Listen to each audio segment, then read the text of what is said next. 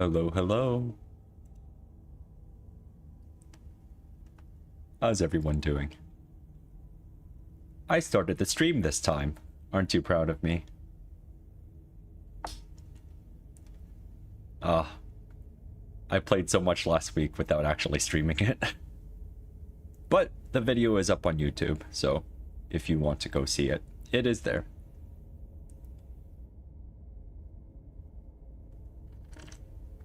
We're back with more Slay the Princess because that was a really fantastic game. And I want to go through more of it.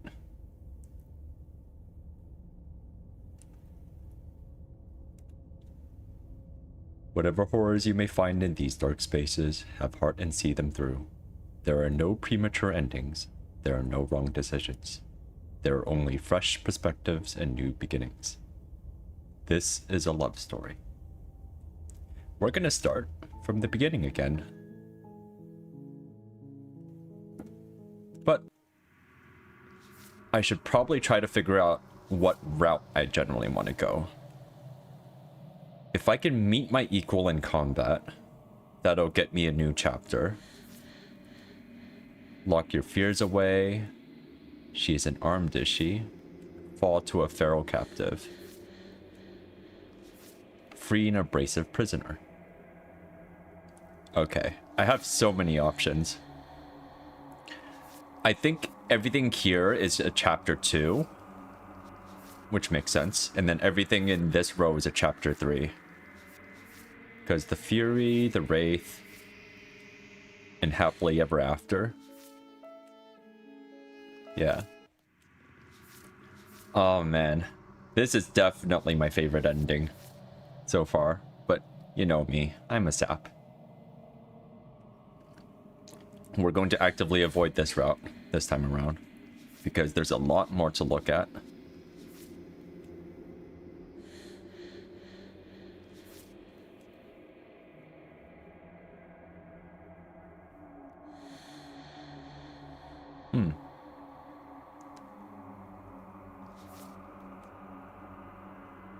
All right. Let's see if we can get some more of these chapters.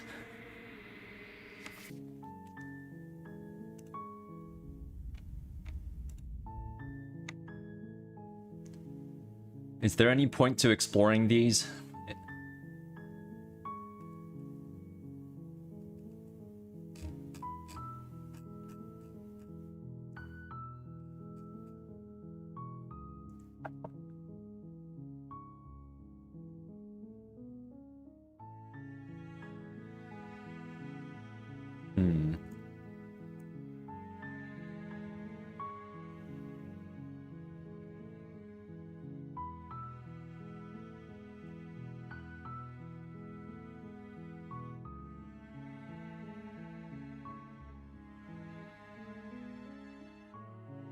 Alright, let's just go to the cabin.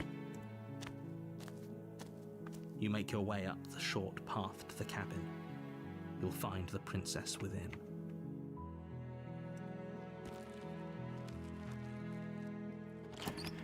And the interior of the cabin is almost entire. I think a lot of the stuff, let's try to unlock them from left to right, right? So everything here on the left is if I grab the knife, I think.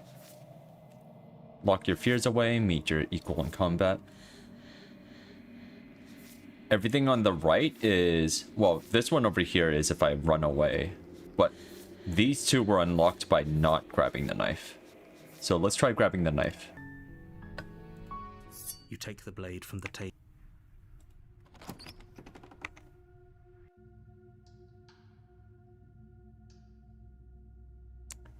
Okay.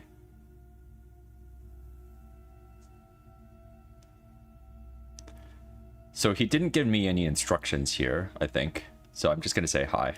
Don't be a stranger. It's been so long since I've had any visitors. Come on down. You walk down the stairs and lock eyes with the princess. There's a heavy chain around her wrist, binding her to the far wall of the basement. She's so coldly beautiful. Focus on the task at hand. And there you are. Are you here to kill me or something?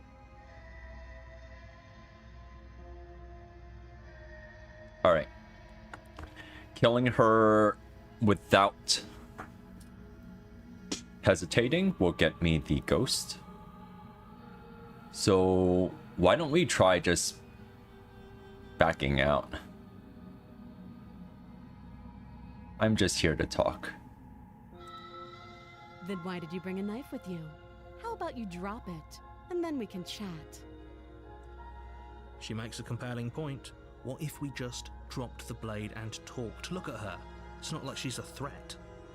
Don't you dare. Alright, It's let's drop fine. it. We can decide what we want to do after we talk to her. Maybe she really is a monster. Killing someone in cold blood isn't very becoming of us. The blade tumbles out of your trembling hands and drops to the floor with an unceremonious clang. Alright, let's see what happens now. Thank you. Maybe now we can just talk. Against your better judgment, you step forward to speak with the princess face to face, unarmed.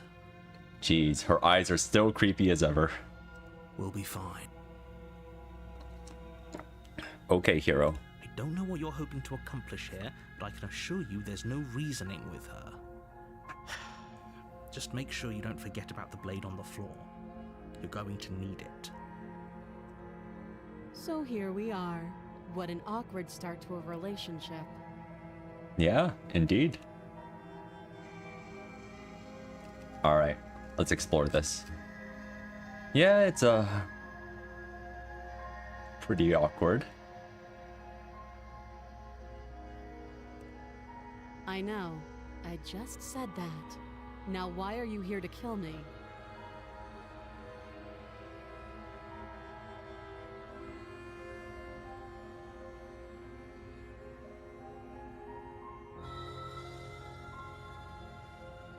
You're supposed to end the world.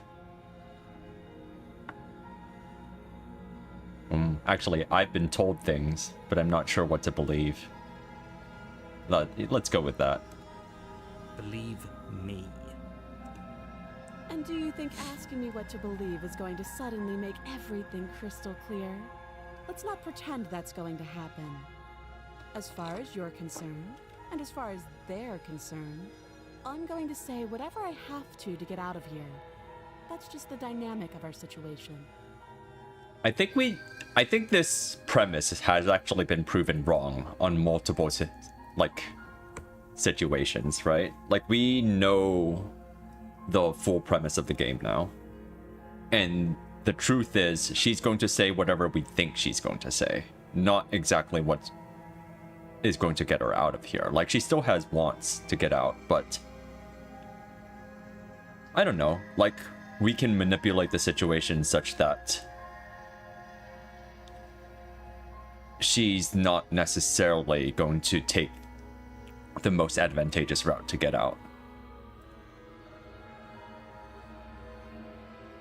Right? Like, there's one where she just betrays us and kills both of us, right?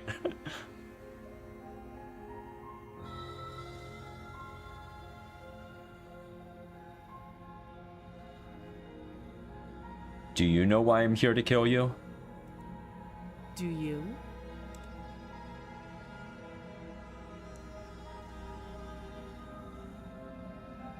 Huh. What if we start by lying?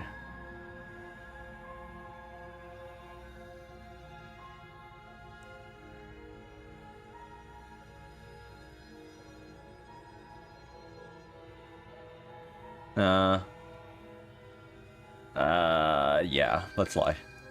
You're lying. How does she know that? Don't think that just because I'm the one in chains, it means you have a right to interrogate me.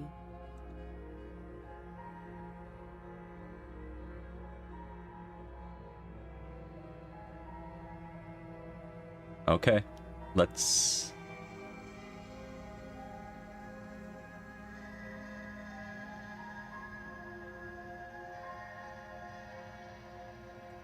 There's people out there who think you're going to end the world. What do you have to say about that? Don't just tell her that. Is that why they threw me down here? But I don't want to hurt anyone. I like the world, I think. We've seen this line before, but it was said by the scared princess. Like, this is a very different delivery. I don't remember much about it, to be honest. I've been down here a long time. Just how long has she been down here? If I'm supposed to be capable of ending the world, then how did I wind up here, chained to a wall? Have they told you why I'm allegedly so dangerous?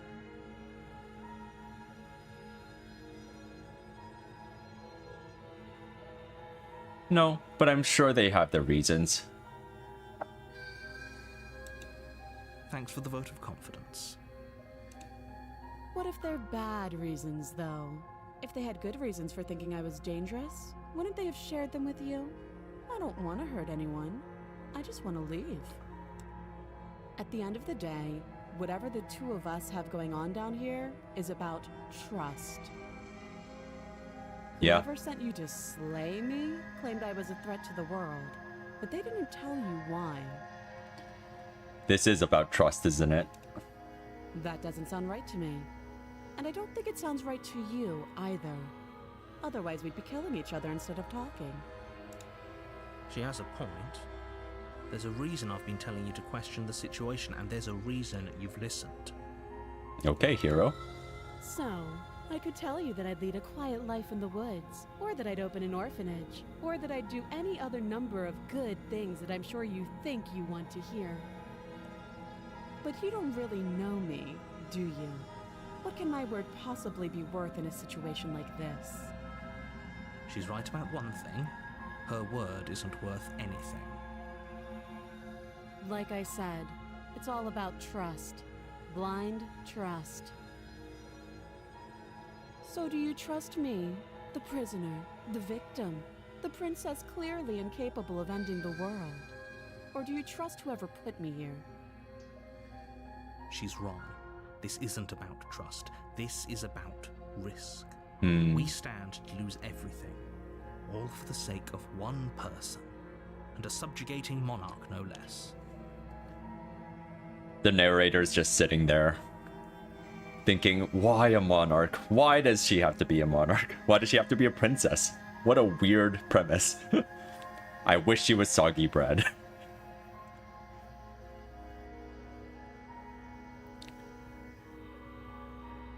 Alright. I think we've explored all of this before, but the voicing is different this time, so let's just click on them again. You can't.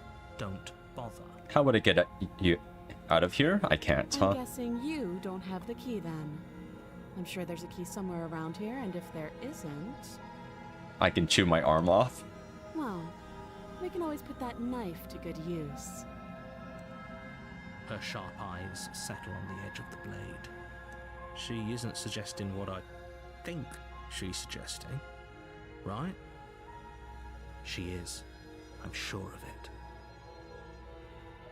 What's your name? She hesitates before answering.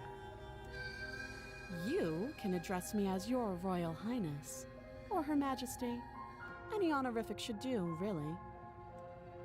Again, she offers no specifics. No matter how hard you try, you'll never get a straight answer out of her. It happens a lot eventually. How long have you been down here? Too long. Okay, we've talked enough. Oh, have you decided what to do with me? Alright. Hero, tell me what to do. You know why you're here.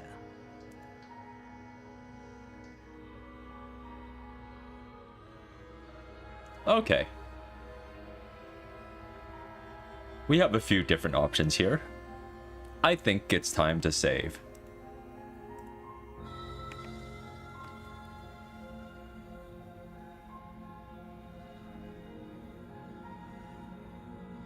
Let's... I guess Hero's not offering me an opinion. but Hero wanted me to get her out of here, so let's try that. Oh, you have to be kidding me. You walk up to the chains binding the princess to the wall and give them a tug. They're large and heavy, far too solid for you to even imagine trying to break them apart. Because you don't want us to imagine it, right? If you don't have the key, maybe you should go looking for it. I'm sure it's somewhere upstairs. Doubtful. Whoever locked the princess away down here intended for her to never see the light of day. They wouldn't have just left the key to her chains somewhere in the cabin.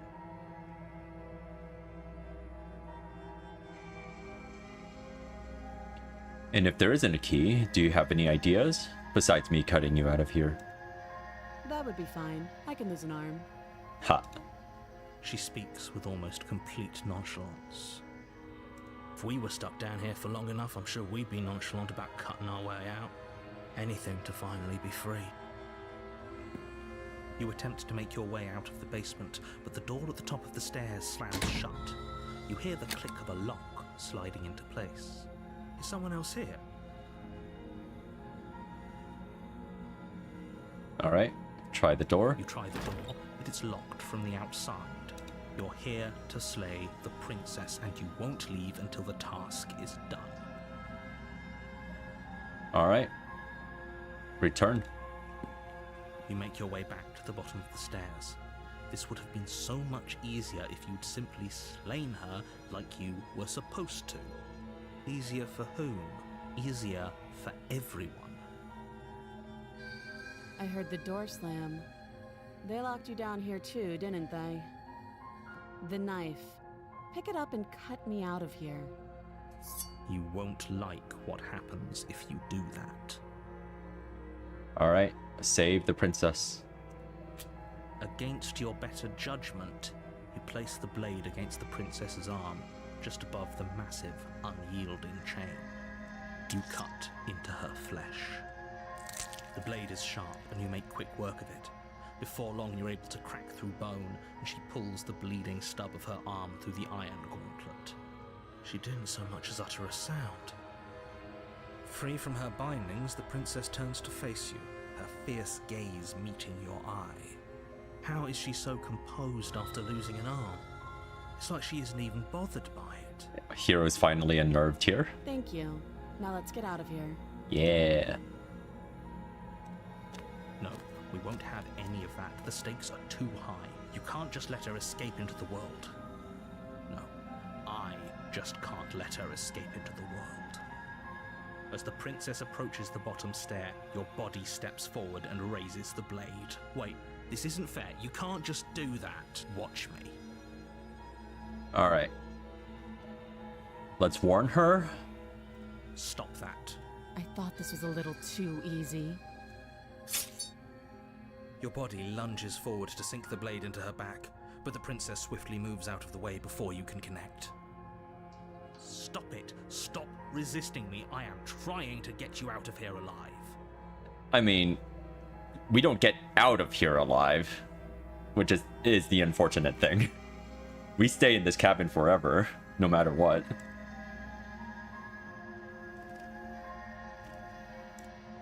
The blade. Move the blade. You're doing your best to help me, aren't you? I can see the conflict in your eyes. I'll make this quick. She steps forward and pries the blade from your rigid hands. Maybe I'll see you in another life. And then she slits your throat with an almost clinical ease. Her face remains unchanged as she watches you collapse to the ground, blood flowing from your butchered neck. This is the end, isn't it? I'm afraid it is. Everything goes dark, and you die. I hope it was worth it. Alright, let's see what happens next. The prisoner. You're on a path in the woods, and at the end of that path is a cabin. And in the basement of that cabin is a princess. You're here to slay her. If you don't, it will be the end of the world. Proceed to the cabin. A warning before you go any further. She will lie, she will cheat, and she will do everything in her power to stop you from slaying her. Don't believe a word she says. Yes, don't believe a word she says. New Just voice. Go in, take the knife, and do what you're supposed to. Wink. Wink. Did you just say wink out loud? No, I didn't. Wink. Wink. Just ignore this clown and focus on the princess. Where'd the hero go?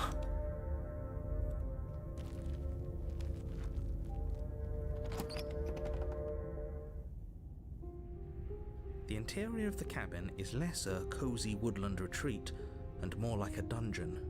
A few pathetic wisps of starlight attempt to illuminate the cold, uninviting stone walls, and thick, wrought iron bars barricade the windows, reminding anyone who enters that this is a prison. So she's being held under stricter confines this time, huh?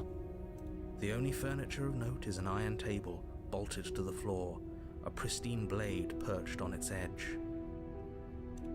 The blade is your implement. You'll need it if you want to do this right. He didn't say anything about the mirror. He definitely did not. Does the mirror not count as furniture of note to you? Because it should.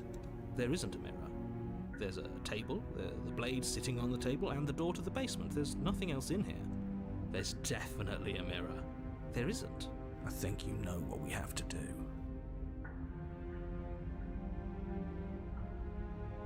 Why would you lie about that? What's the point? Exactly. Why would I lie about something? Alright. Approach the mirror. You walk up to the wall next to the basement door. It's a wall. This really isn't funny. Wipe it clean. You reach forward and rub your hand against the cabin wall. I hope you know how ridiculous you look right now. But it was there a second ago, and now it's gone.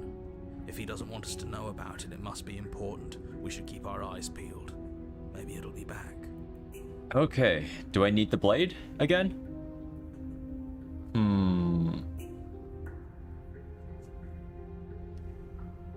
What does it feel like I should do?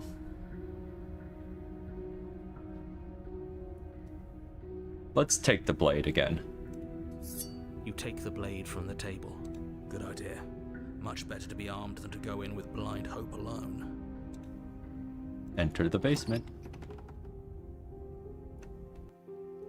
The door to the basement creaks open, revealing an old stone staircase. A few sputtering torches attempt to vaguely illuminate your path, dancing across glimmering patches of slimy moss on the stone steps. If the princess lives here, slaying her would probably be doing her a favor. Her voice, harsh but controlled, carries up the stairs. Alright, the prisoner. Is that a visitor I hear? Please, come downstairs. It's been a while since I've had company. I wonder what visitors she could be referring to. Were we not the first? You walk down the stairs and lock eyes with the princess.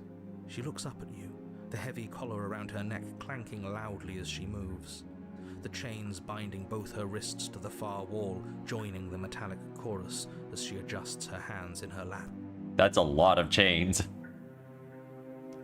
We basically have to decapitate her to get her out. Should we be worried about the one around her neck? Why would you be worried about her restraints? If anything, they'll make your job easier. Have you noticed the empty chain on the wall? Odd that in a place where everything seems to serve a distinct purpose, there would be something so obviously useless. Is that for me? That's for me, isn't it? What an interesting development. Why don't you have a seat? The two of us should chat before you bury that thing in my heart. I could just leave her. I can sit with her, I can slay her. Let's sit with her. You step towards the princess, but she stops you before you get too close, holding up one shackled hand. There is fine. I'd prefer we keep some distance until we've sorted this out. Nobody's acknowledged that there's been a past life yet, huh? That's reasonable. We do have a weapon. Might as well put her at ease. Alright, let's sit where we were told to sit. You do as she asks and sit on the floor, still a good distance away from her. Thank you. Now, what are your intentions for me? My intentions? What do you mean? Yes, your intentions. You have a knife. What are you going to do with it? Why are you here? There isn't a keyhole in these shackles, so I'm afraid my only way out is surgical removal. Is she forgetting about the shackle on her neck? No. Or does she think she'd survive a beheading? You're right. Maybe she's delusional. All the more reason not to trust her. Unless she really could survive. Though I suppose you could just be here to kill me. But I don't think that's in either of our best interests. Alright, let's pretend this has not happened before. How am I supposed to cut you out? If you didn't notice, your head is in a shackle too. No. Like I trust you to come any closer with that knife. All you're going to do is hand it to me and watch me work. But she would have to cut her head off, right? She can't be suggesting that. She certainly seems confident. Maybe she knows something we don't. Or maybe you should consider the most likely scenario. She's bluffing so she can disarm you. Though if she isn't bluffing, whatever she has planned might be for her benefit alone. There's no guarantee that what's good for her is good for us. Oh, skeptic.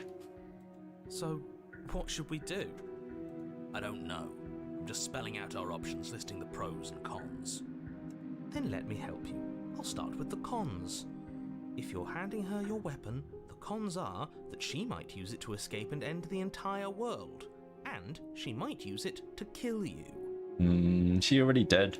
That doesn't sound great. What about the pros? There are none.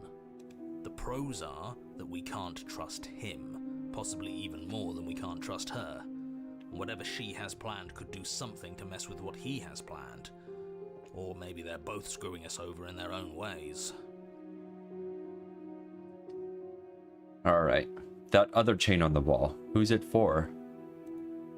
I don't know, but you could always try it on. Ha. Maybe it'll fit. Look at that face.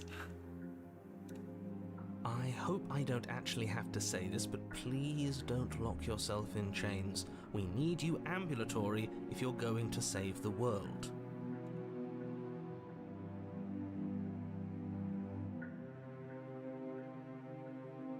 You realize that I have as much reason to distrust you as you have to distrust me, right? I do. So I guess this all comes down to which of us caves first. And it's not going to be me.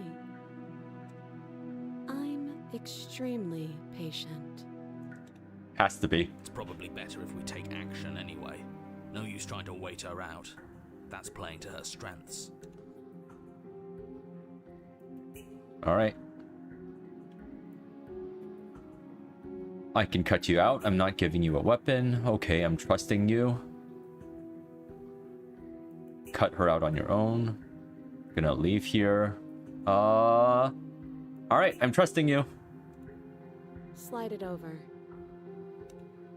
No, absolutely not. I am not letting you hand your only weapon over to the world-ending princess. Until you come up with any other idea, like, say, I don't know, doing your job and slaying her, you remain rigidly in place. Do you think this will work? Interesting that you're only having us remain in place. It's almost like there are very real limits to your power. I don't know what you're talking about. The world ends if we fail, right? Her killing us might not be our only failure state, if you catch my meaning.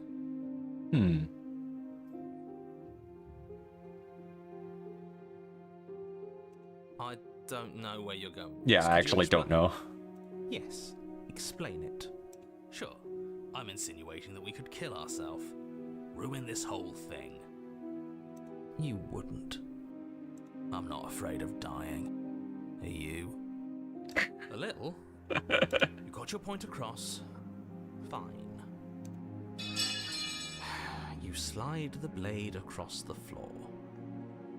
The princess maintains unsettling eye contact as she reaches down to pick it up. I'm excited to see what happens. Thanks. She pulls up her hair, smiling slightly as she raises the blade to her throat. What is she doing? Let's go.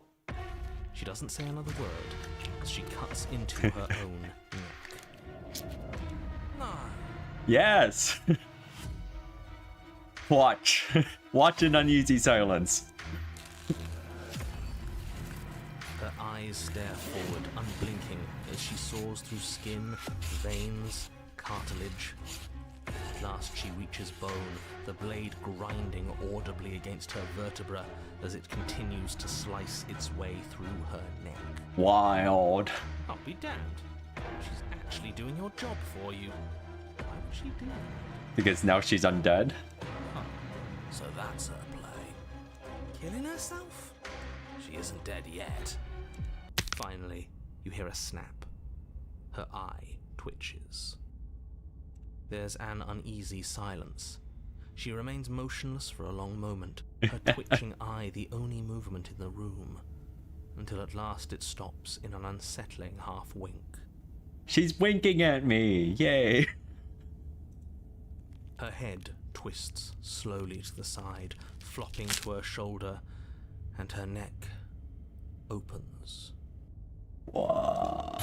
The remaining tissue is not enough to hold the weight of her severed head. It stretches and tears until finally it falls to the floor, completely free. It bounces a few times before rolling to a stop at your feet. Let's take a look at this. Yeah, she doesn't look so great. Oh no, oh no, oh no, what did we do? Can we put it back? Please tell me we can put it back. We can if you believe it, hero. The princess's eyes stare up at you. Dead. Congratulations! You saved the world. Yay. Huh. So I guess that's it. What a way to go. But she is gone, isn't she? I hate this. Can we just get out of here now, please? Okay, hero. Of course, the princess is slain and the world is saved. Whenever you're ready, you can proceed to your reward. Now hold on, she's dead. So what's the rush? What's your angle? I don't have an angle. I'm just looking forward to putting all this behind us. I'm sure you can understand that. Look, I'm just not ready to put my guard down. It's best to keep sharp. She wouldn't have done all that without some kind of a reason. She's left us with this dangling thread, and I need to know why. You're just wasting your energy. The danger has passed, and now we can all relax and enjoy your reward. It's because if we investigate her, she might come back to life, right?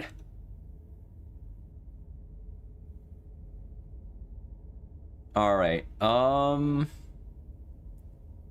yeah, let's leave her behind.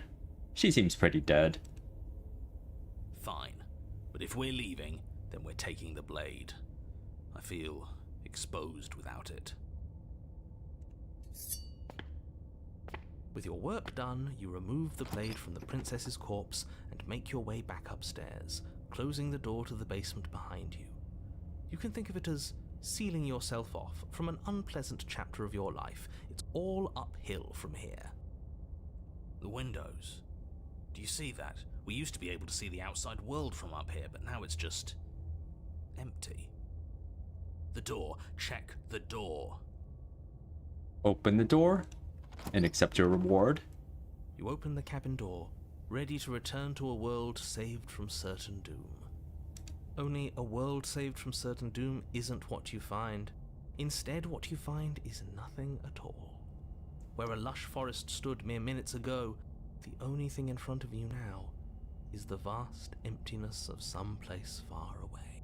Yeah, same ending. You don't have to act surprised.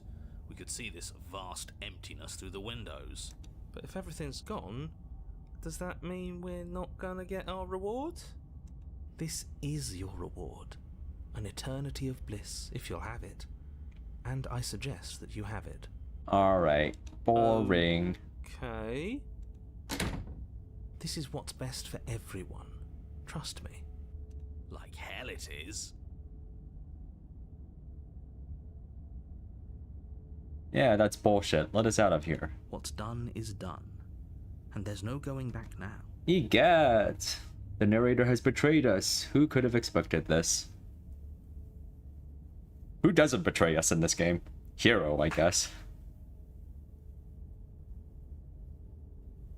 Time passes. You can't be sure if it's days, or months, or years, or even decades. It's all a wonderful, boring blur.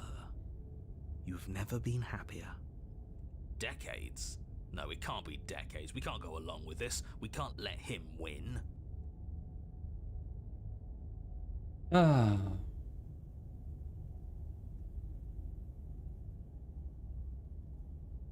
What do you suggest then? We still have a blade. Let's use it on ourselves and start over. He's suggesting you kill yourself. You shouldn't kill yourself when you have an eternity of bliss right in front of you. Alright, I'm gonna save real fast, because this is a new dialogue option that I know I haven't clicked before, but it might just get me the good ending again. I don't want to die again. I didn't like dying last time. I'm gonna accept my reward now. That's great. Congratulations. You've earned it. More happy time passes, though the word begins to lose its meaning. Time, that is, not happy. Happy still has plenty of meaning. He's just saying things. He is. The voice's protestations fall on deaf ears. Eventually you pass into a blissful state of pure existence. Though words like eventually and pass ceased to have any meaning to you long before that shift, you simply exist. Happy. Forever. Yeah, okay. No, you stop that. Stop all this nonsense. You really don't want to be happy, do you? Okay, Skeptic betrayed us. Okay. And I get an achievement for that. You know what you have to do. But I liked being happy. Are you really going to take it away from me? That wasn't real happiness. The truth is still out there for us to find, but we can't find it here. Is there really no other way? Because I don't want to use the blade on myself. If it makes it easier for you, I can do it. Let me have it. Give the blade. Oh, interesting. Can we investigate the princess now? Sorry, but we're not doing that. I think that gets us back to the good ending, huh? Don't apologize. I'm sorry. Wait, why are you sorry? Oh, he's gonna do it for us. Your body lurches as your heart suddenly stops beating. What? Are you killing us? You'll forgive me eventually. You goddamn spiteful bastard. Are you really going to turn down immortality itself just to make me lose? Yes. Why should it matter if we die at this point? Haven't you already gotten what you want? I don't have to answer that. Yeah. That's all we needed to hear. It turns out that it doesn't take too long to die after your heart stops beating. Hooray. You collapse to the floor, everything goes dark, and you die. You're a genocidal maniac, you know that, right? Skeptic's fun. Yeah, we'll see about that. The cage. You're on a path. Whoa! Are you fucking kidding me? We had everything we ever could have wanted, and you killed us. We didn't have everything we ever could have wanted. That's just what he told us. I want the truth, not some made-up eternal happiness. But it was nice. Who gives a shit about truth? I do. He said we were happy, but what does happiness like that even mean? It was just another prison. It really was. And this isn't. There are chains everywhere. That just means we're on the right track, you numbskull. That we're finally starting to see reality for what it is. Skeptic. Can you two stop fighting? It's not very productive. No, it isn't, is it? So let's focus up. You've clearly already been here before, and judging by how deranged you all are, you've already been here more than once. I'll spare you my full introduction, but I would like to remind you that the people in my world are living, breathing, suffering entities. Not pawns for you to sacrifice in pursuit of some vague truth. Okay. It's still interesting that the story never shows us other people. And I realize, based on the premise, that he can't, because that there are no other people in this area to show. And we basically can't leave, right? But man, the game does such a good job at like making you not care about these other people. Oh, should we talk about how we still have the blade? We've never started with the blade before. Huh. I hadn't actually noticed. Holding it's starting to feel natural, isn't it? It doesn't matter if we spawn with it or have to trudge all the way up to the cabin to get it. It's not even a blade, really. It's just a dinky little knife. The real threat here can kill us without it anyway. Wow, cheated hate skeptic. I didn't kill us without reason. Well, you still killed us. This is strange. You're not supposed to start with the blade. It says right here that you're supposed to find it at the cabin. Oh well, I suppose that doesn't make much sense anyway. It's better if you start with a weapon, so this is probably for the best. She died last time, and the way you decided to thank us was locking us away in a happiness void forever. So you actually managed to slay her? Yet you still found your way back here. Absolutely unbelievable. What on earth is wrong with you? We weren't satisfied with your happy little prison. But it has happy right there in the name. It wasn't actually very happy. I was fine with it, but that spiteful bastard gave us a heart attack and killed us for no reason. I had a great reason. We were stuck with no answers. And now we're not. You're welcome. Oh wow, skeptic and cheated sound like a fantastic pair. Yeah, this is great. And you don't think we're stuck now? We're still in a cage, it's just bigger. You know, if you think about it, isn't life just a really big cage? How about we're a really big cage? Oh, don't you start philosophizing. Just get to the cabin and settle this already. I'm not taking the blade again. No, it's been pretty useful. I'll keep it. No way out but through. Let's go see her.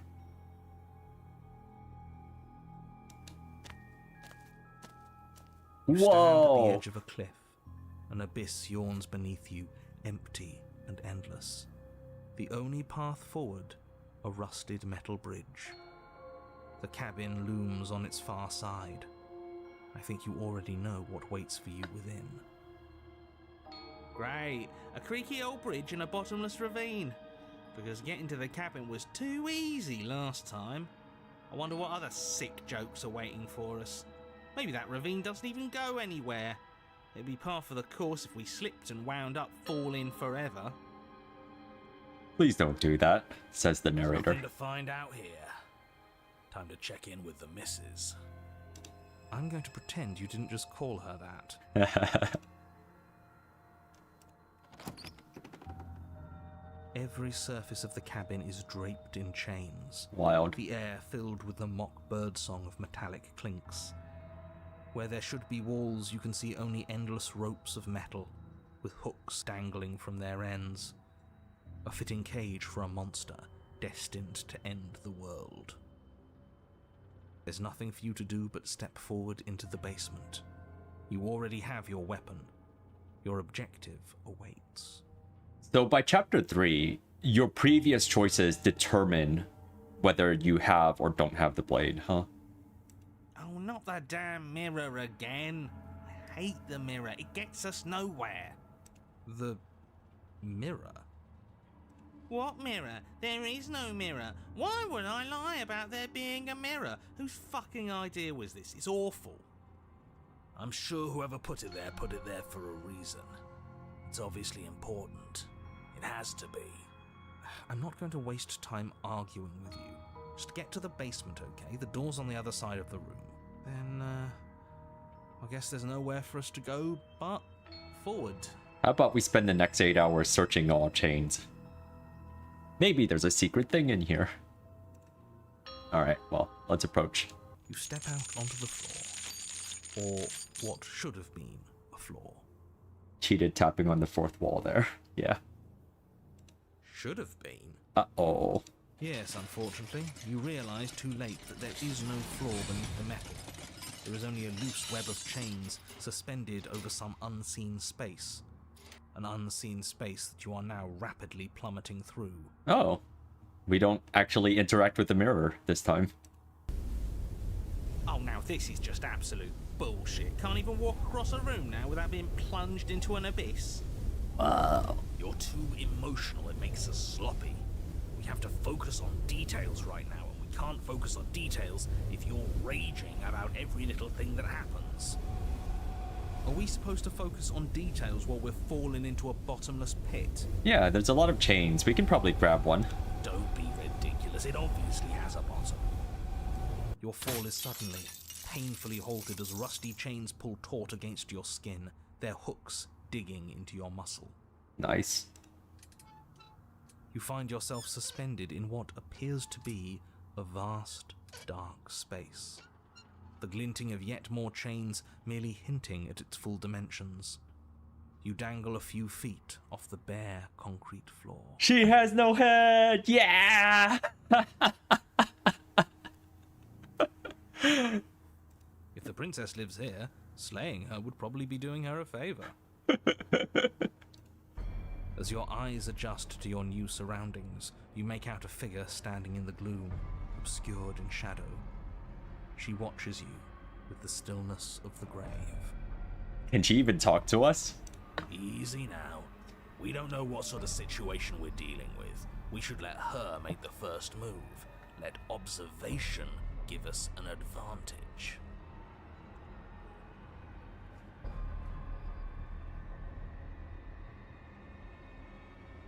She is ahead of the competition. Oh, wait, no. Let's talk to her. Yeah. Hello? But you are met with only silence, save for the creaks and groans of metal as it sways in the stale air around you. The hooks slowly shift in your skin, the pain coming in waves as you continue to dangle helplessly. Screw this.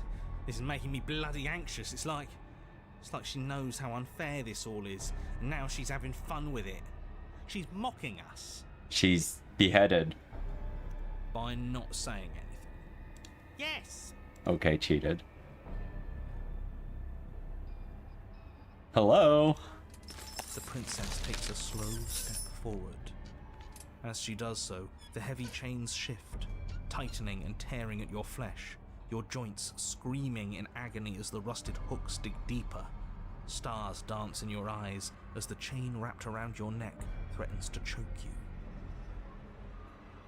As your vision comes back into focus, your eyes fall on the body of the princess. Oh! Finally emerged from the shadows. There's her head. The body of the princess is a weird way to describe a person. It's only accurate.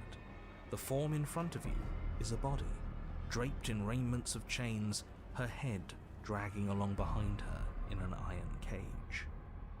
The head stares up at you but says nothing, and the chains squeeze ever tighter. Oh. We're tied to the same chains.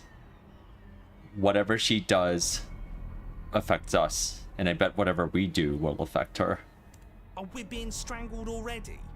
You haven't given us a chance to do a damn thing. What's the point of any of this if we don't even get to make a single choice? We've made our choices. I'm not here to give you chances. I'm here to set the stage and to dictate to you what happens. I can advise you on the correct course of action, but there are limits to my direct involvement. The choices, if that's what you like to call them, have always been yours. A riddle while we're dying, isn't that just like you? Now to figure out what exactly you mean by choices. Oh, for the love of stop thinking and do something.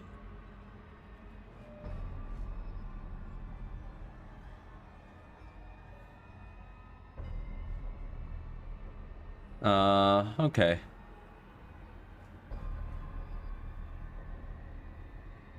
Let's keep talking to her. What is your problem with me? I've only ever tried to help you. What makes you think I have a problem with you? Because I'm a head in a cage? Don't be silly. That's what I've always been.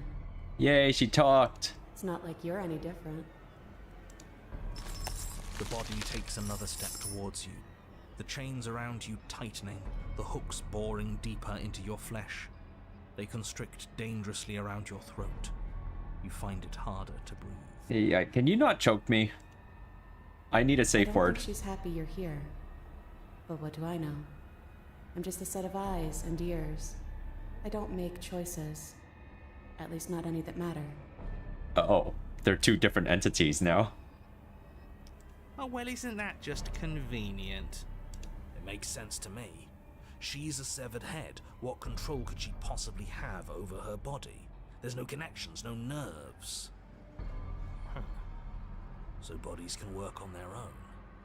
You know, I wouldn't mind that, actually. Maybe when the chain pops our useless head off, we'll get to run around without it. This was all doomed from the start, wasn't it?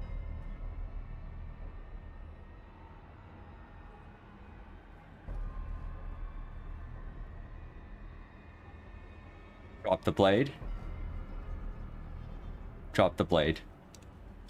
You're a step ahead of me. That means you finally get it. I'm happy for you. I really am. Everything we witness is just another shade of the same endless cycle. I wake up in chains. The body steps forward. Your bindings tighten again. You come to me, knife in hand. The body steps forward. The pressure on your limbs is becoming unbearable. You give me your implement. See? You already did that one. You begin to black out. I cut myself free.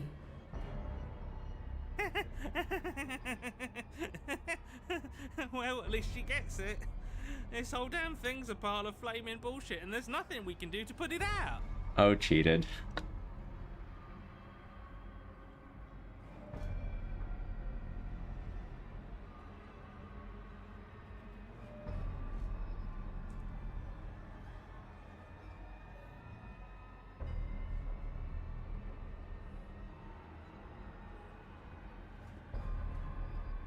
Us choosing the same moves every time we play isn't an indictment of anyone's free will. It's just how things happen to play out. I could have thrown away that knife in the woods if I wanted to, but I chose to come here with it. Just because you refuse to see the walls doesn't mean they aren't there. Give in with me. It's so much easier to let the world happen to you. She steps forward yet again, and the chains dig into you, your nerves screaming, your heart pounding, your lungs desperate for air. I don't think we can hold on to you much longer. Like I said, the girl's right. This whole thing is rigged. This is all getting so predictable, isn't it? Pop. You're falling, the world is spinning, and then you hit the ground, your body light in a way that is sickeningly wrong, and roll to a stop. The sound of rattling chains and a heavy thud as the rest of what was once you falls to the ground somewhere nearby.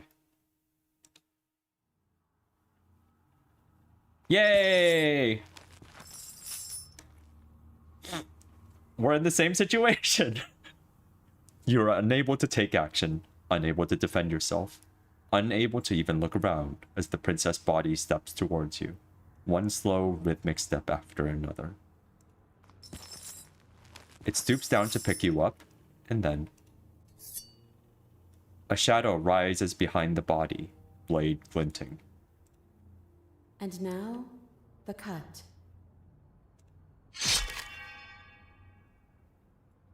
It strikes, and it strikes true, and the body drops its cage in pain. They descend on each other in a maelstrom of chains and hooks and feathers and blood, fighting their way deeper into the shadows until all you're left to witness are the sounds of violence. See? You only ever thought you were in control. Isn't it so much nicer to let go? This is some deep exploration of agency.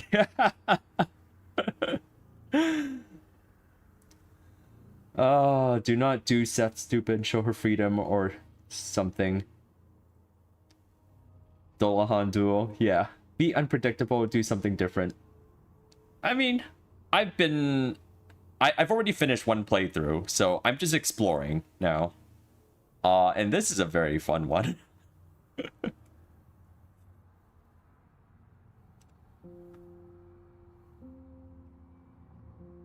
I didn't let go. You ripped my head off. Well, not you, I guess. What are we supposed to do now? We watch. Just like we've been doing since the beginning. Yeah. And so you and the princess watch as your bodies weave in and out of the shadows, performing their lethal dance. Look at us go. Aren't we beautiful?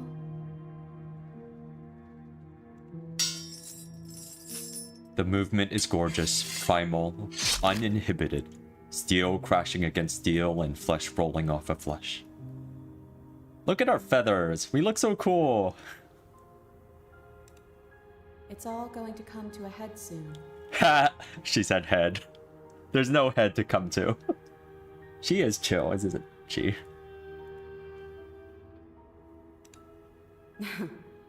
Head. Yes! And at last, the climax plays out. Your body, wreathed in chains and shadows, makes its final move, but so does hers. Chains shatter spine and blade pierces heart. I guess I'll see you next time. Both hers and yours collapse, their dance complete. Blood drips from the princess's mouth, and she coughs. It's cold, but that's always been us, hasn't it? Cold isn't bad.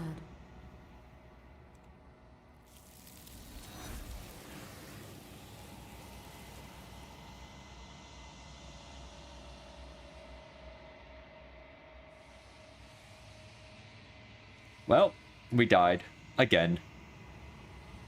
You do not get the chance to respond. Something has ripped her from you and it left something else in her place. No exit. Remain stuck between the walls of a pattern in a steely cage. Fun. Say nothing. You approach the mirror. Gaze into your reflection. The voices haven't talked here.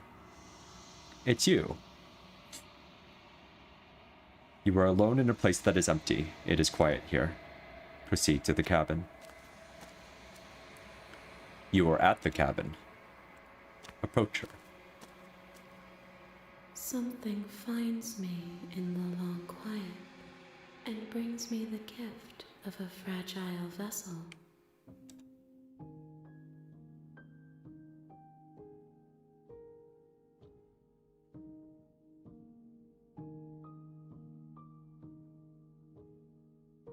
All right. What haven't we checked before? I just love this line. Let's click on this. What are you? I am solitary lights in an empty city. What are you?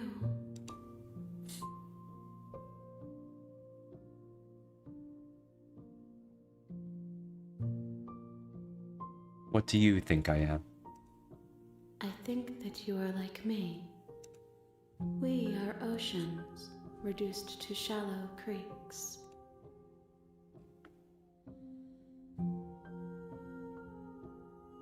Do you know the narrator? You are the only thing I have ever known. The space we're in is... Alright. We've explored this.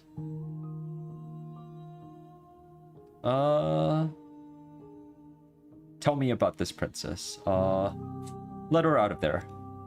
I'm sorry. There are some changes that can never be undone. There are some tears that can never be unshed. This, I promise that it doesn't hurt.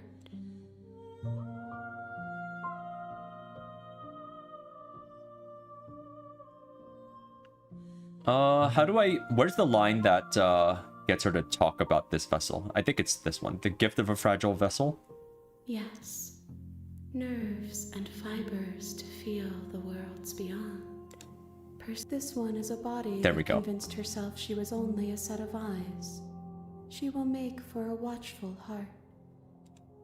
Do not mourn her. She is now what she wished that she could be. Huh. She could have taken more action, huh? If you are exploring more routes, ask her what she says about the vessel first. A little late there, huh? Unless I can... backtrack? No, I can't. They disabled that.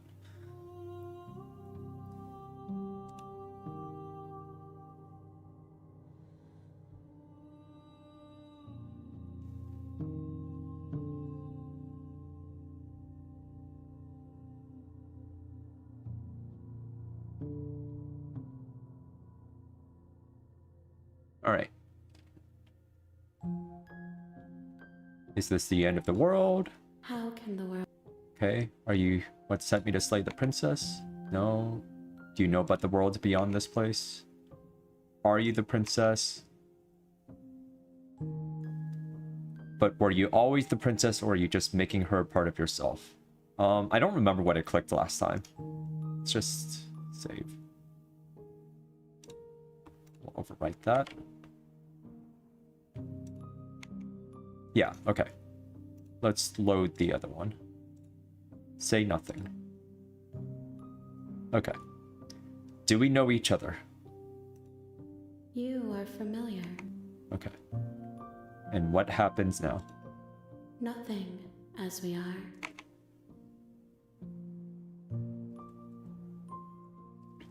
Aren't you scared? Okay, how much will I forget?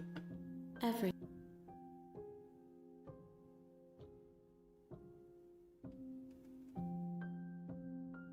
Okay. Make me forget. She asks that I tell you to remember her. You won't. Ha. Bring the cage to her. Alright, let's take a look at the gallery. So, what did we find here? We found the prisoner. So, I was wrong about knife being on the left. And, no knife being on the right. I think the choices on the right are if we choose to attempt to free her. So if we try to free her, that gives us something on the right. And then if we try to fight her or kill her, we end up with stuff on the left. So let's try to either meet our equal in combat or lock our fears away.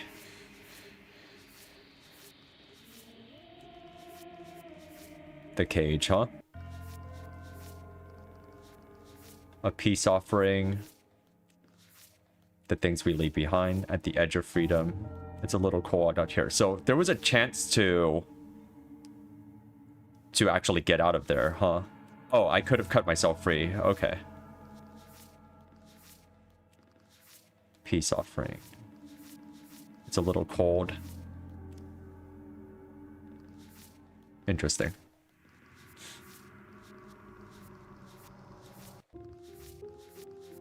Oh wow, there's a lot more options here.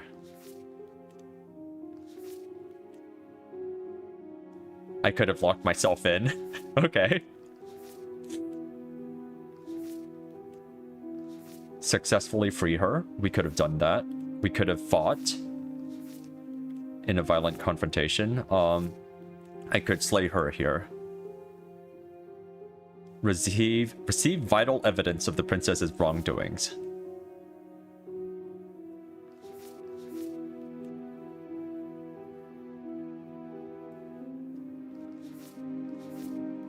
A patient heart, a clever heart. These are interesting. Let's see through her eyes at the end of everything. Well, we can't. Huh. It looks like we didn't really... Oh, I see. That's the stuff from the end credits, or from the epilogue stuff. This is such a metal version of the princess.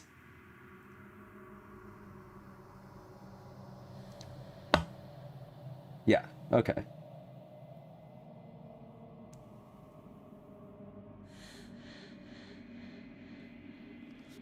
All right.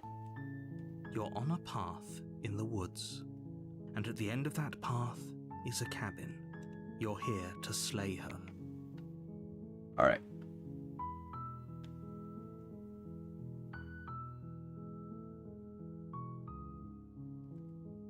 Okay. It's time to fight her, I think. Let's try going in without the knife, You make your way up and the then short path backing of the back cabin. out to kill her. You'll find that Enter the basement.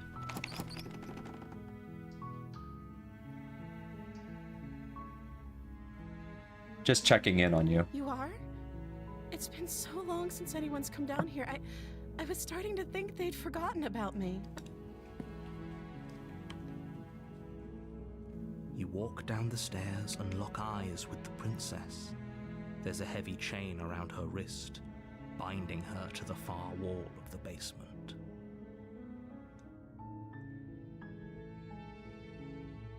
Hold on. Let's talk a bit first. Okay.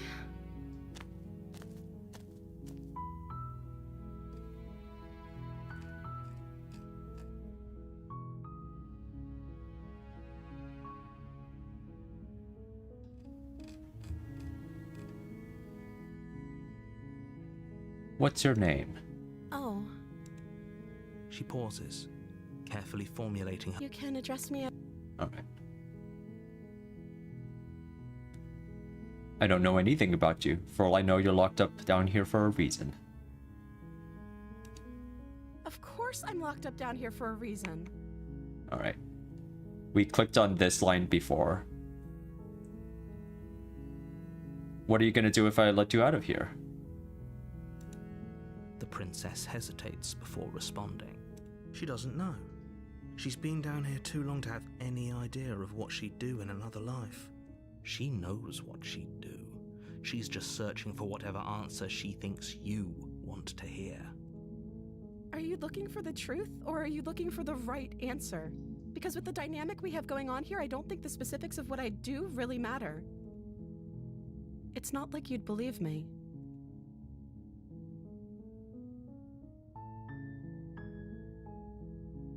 We can also choose to just keep her locked away, huh?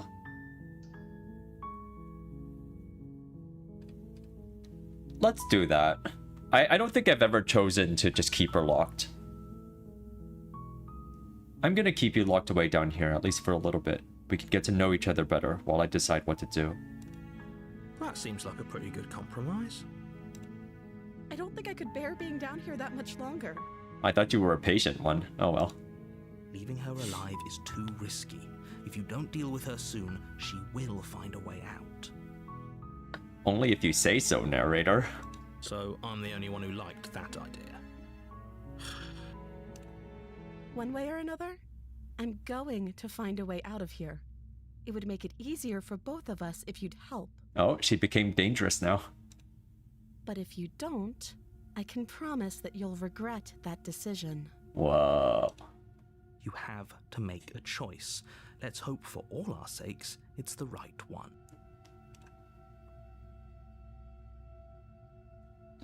Lock her in the basement. Lock her in the basement.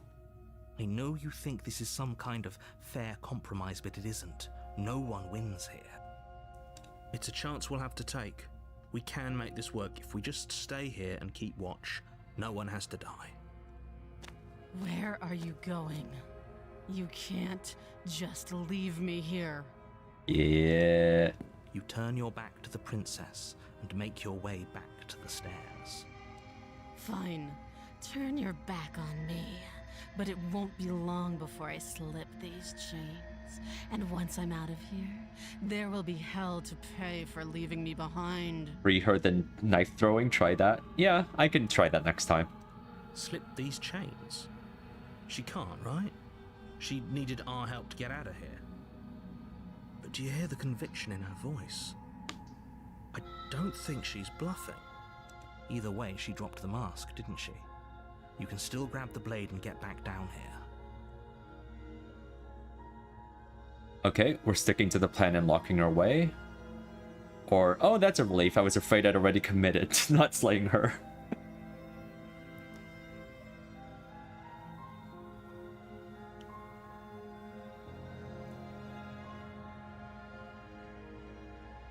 Okay. I mean, of course she's gonna kill us. She's gonna kill us no matter what we choose. The question is the nature of it. Let's stick with the locking away plan. It'll be the death of all of us, but fine. We'll do it your way. You close the basement door, locking it behind you and quickly barricading it with the heavy wooden table that once held the blade. Oh, we don't have the blade though? Okay. We can make this work. You settle in against the far wall to watch the basement door. It isn't long before you start to drift off, your eyelids heavy with fatigue. But sleep doesn't come. Instead, your rest is broken by a piercing, wailing voice calling out to you from the other side of the door. We did it! You're still there. Why don't you make things easier on yourself and let me out? It's not like this little door I'll hold for very long anyways. Well, it's probably a good idea to try to get back on my good side. She sounds terrifying. Like she's less of the princess you saw and more like something out of a nightmare. As she violently rattles the door, you do your best to shut her out of your mind. When I get out of here, I'm going to pick you apart piece by piece. I won't forget what you did, and I'll never forgive it. Wow, wow, wow. You won't know the kind of enemy you've made tonight. It doesn't sound like she's getting any weaker. Because the more afraid we are of her, the stronger she gets, right? No, it doesn't.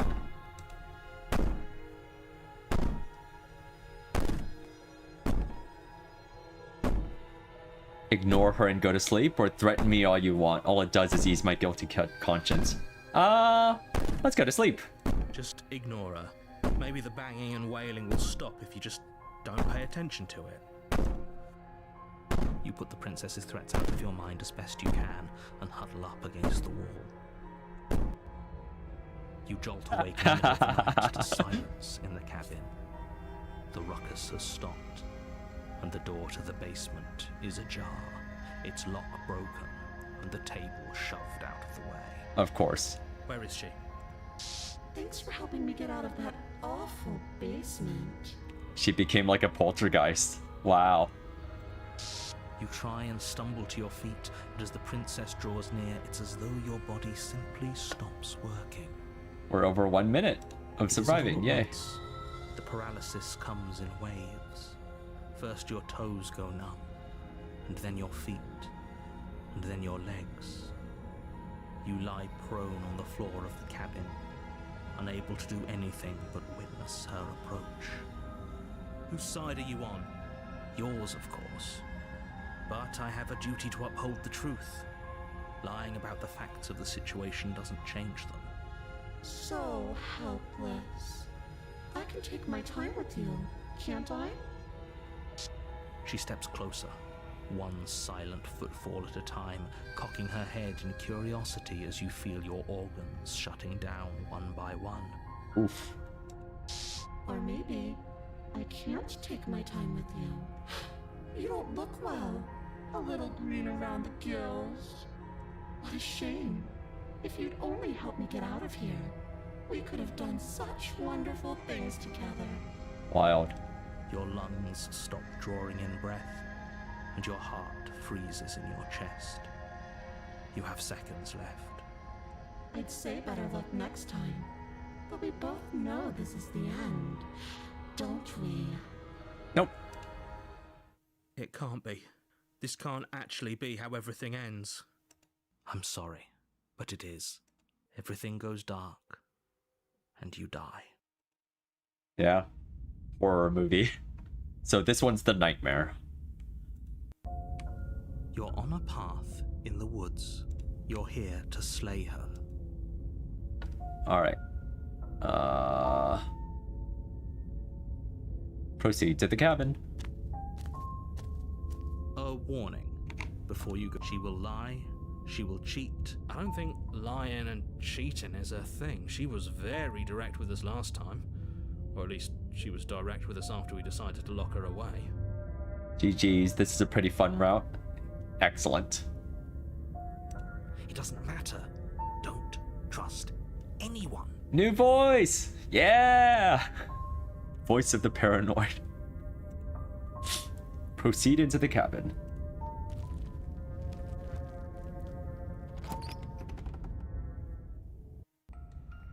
The interior of the cabin is plain, the smooth wood of the walls almost featureless. The only furniture of note is a lone table, knocked on its side in the corner of the room. A pristine blade stands between you and the open, inviting basement doorway. The blade is your implement. You'll need it if you want to do this right. Alright, let's grab the blade, sure. Hold on. What happened to the door? It's just an empty frame. She's already gotten out, hasn't she? And she's ready for us. She's been waiting. Can't you feel her eyes on us? Oh, paranoid. I'm going to need all of you to pull yourselves together. The princess has not already gotten out. But if you keep getting stuck in your head like this, you're going to struggle to get the job done. So deep breath in, deep breath out. Your task awaits, and only you can do it. He didn't say anything about the mirror. You're right. I was so stuck on the eyes watching us that I didn't even notice it there. Oh, paranoid. What are you two talking about? There isn't a mirror. There's a table, the blade sitting on the floor, and the open doorway leading to the basement. There's nothing else in here. There's definitely a mirror. There isn't. We have to look at it. Unless that's what he wants us to do. And pretending it isn't there is a trick to get us to do exactly what he wants.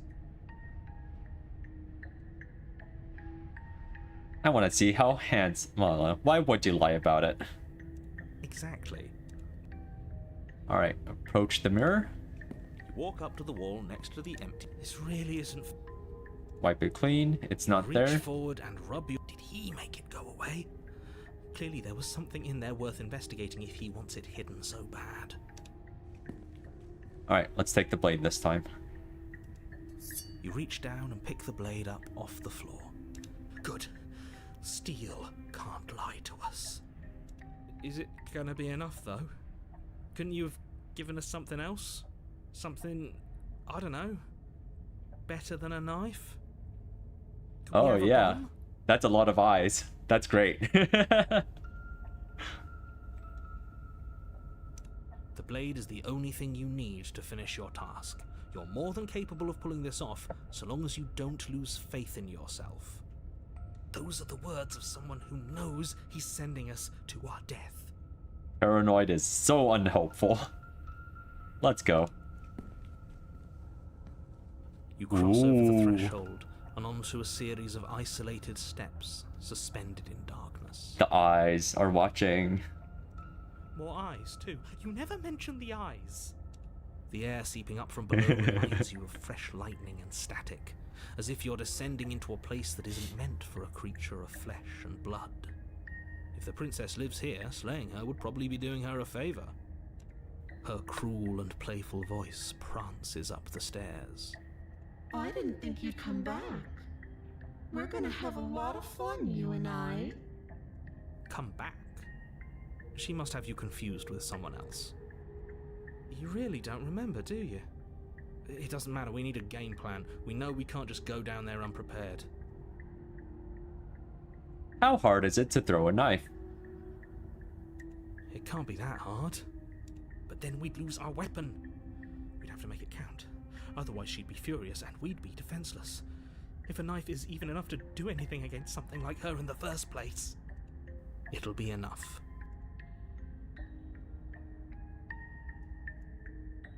Alright, let's just say we can kill her. We don't need a plan, I'm just gonna kill her. Mr. Narrator seems to think I can do it. I don't know why you're all being such pessimists right now. Finally, a voice of reason. The rest of you should take notes. You know why I'm being a pessimist. I'm just asking questions. You make your way to the bottom of the stairs. As you emerge, you find yourself between two loose rows of white wooden planks suspended in nothingness. A smattering of cobblestones visible against the inky black of the basement mark where the floor should be, forming vague pathways. At what seems to be the end of the room, they diverge in opposite directions, left and right. She could be anywhere, and there's nowhere for us to hide. We're completely exposed. Oh, there's nowhere for her to hide either. Are you really not going to comment on how weird this place is? No, I'm not. We're going to die down here. I don't want to die again. Oh, paranoid. Please stop saying that. You're only going to make things worse. Just pick a direction and start moving. Okay, narrator. I wouldn't give it too much thought if I were you. It doesn't really matter, because either way you go, I'm going to find you. I'm counting on it. Alright, let's go left. You turn to the left. A faintly outlined path lies before you. There you are. I told you I was going to find you. You weren't kidding about this being Pennywise. As the princess approaches, your legs suddenly go numb. Oh, there she goes again. Your arms quickly follow. This is it, isn't it? And you brought a little knife with you. Cute. There has to be a way out of this. Think. We stab her. What did you do? Pull yourself together. She isn't supposed to be like this. I wonder how many times I'll get to play with you before you break. Your vision cuts out as your blood begins to coagulate. It's as if every part of your being is coming to a lurching halt. Oh, we're dead already? Heart, lungs, liver, nerves. Heart, lungs, liver, nerves. Your lungs pull in a desperate gulp of air as your eyes shoot back open. Let's do it. What are you doing? I'm working. Do you want this body to function, or do you want... And then experience stops once more, as your body reapproaches death. Alright, paranoid, you got this. Okay, whatever you were doing, please just start doing it again. Are you sure about that? Are you sure that's what you want, or do you want to interrupt me some more? You have seconds left. Yes, I'm sure. Heart, lungs, liver, nerves, heart. Again, your eyes shoot open as you gasp for breath. Heart. Can't decide what you want to do, can you? Oh well, standing there gasping like a fish is more fun than dead. Even if you look ridiculous. She isn't attacking us. Why? Because she's lonely. The why doesn't matter. She's already proven her ill intent. Don't lose sight of your mission. Your weapon is still in your hands. Strike at her and end this before it's too late. Alright. Heart, lungs, liver, nerves, heart, lungs, liver, Alright. nerves. Let's just do it. Your will concentrates into a single fine point, and you strike out against the princess, ignoring the constant reminders of your breaking body. She doesn't even move as the blade sinks into her heart. We did it. We actually did it. Her eyes are so big. actually went for it. Oh, you're going to regret this. I could be so much more terrible for you than I am now. Can she? Yes. Liver. We've already seen how she can change heart, lungs, liver, nerves. You're not getting those stares back. I'll see you when you finally decide to die. She falls to the ground, liver unmoving. House of no leave. Stuck in a dream. Lungs, liver, nerves. Oh, I can stop now, can't I? I won again. Yay. I can. Finally. And now that she's gone, you can let us out of here. Right? But she was the one who controlled this place, wasn't she? And now she's dead. I don't like to think what that means for us. It means that you're stuck here. Forever. Oh no. Oh no, no, no, no, no, no. Oh no, I hate this. Time passes. Forever's gonna end. Eventually, right? Clearly No, not. It won't. That's the whole point of forever. It doesn't end. Are you gonna tell us it's happy again? I feel sick. It doesn't have to be forever, though, does it? What do you mean? We still have a way out, clutched in our hands. Are you suggesting we kill ourselves? Won't we be dead? I guess that hasn't stopped us before. That's a terrible idea. You've already saved the entire world from ruin. Why would you want to die? Because right now, you don't want us to do that. You're right. I don't. But if we've already saved the world, then why does it matter if we die? Why do you care? Alright, let's make Paranoid kill us too. I just do. I value life. Every life. Even yours.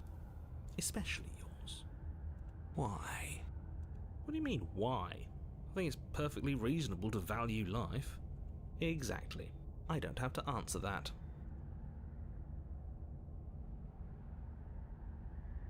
But I've got the best company I could ask for. You guys, what more do I need?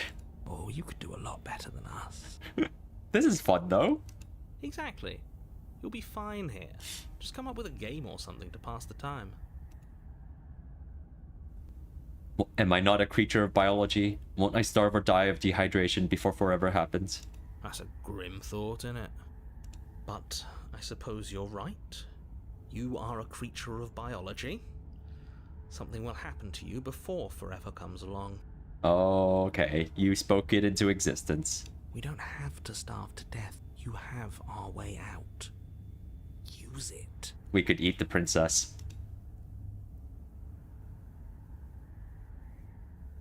The princess is soggy bread.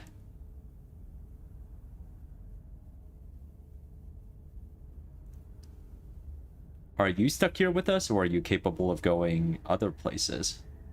I'm stuck here with you. I wish I weren't. Feelings mutual. At least we're all being honest. I get it. You don't want us to die because you'd be lonely. How sweet. Unlike you, I'm not capable of being lonely. Hey. Rude. Oh, sure you are. Give it some time without us, and I'm sure you'll start feeling lonely. I mean, we know the narrator eventually fades, right? Because he's just an echo. Let's wait. More time passes. You're still here. Wait. More time passes. You're still here. Is it just gonna loop? More time. More. Yeah, okay. It's not like it matters if I die. I would just come back again. Again? That's unfortunate. You were only supposed to be here once.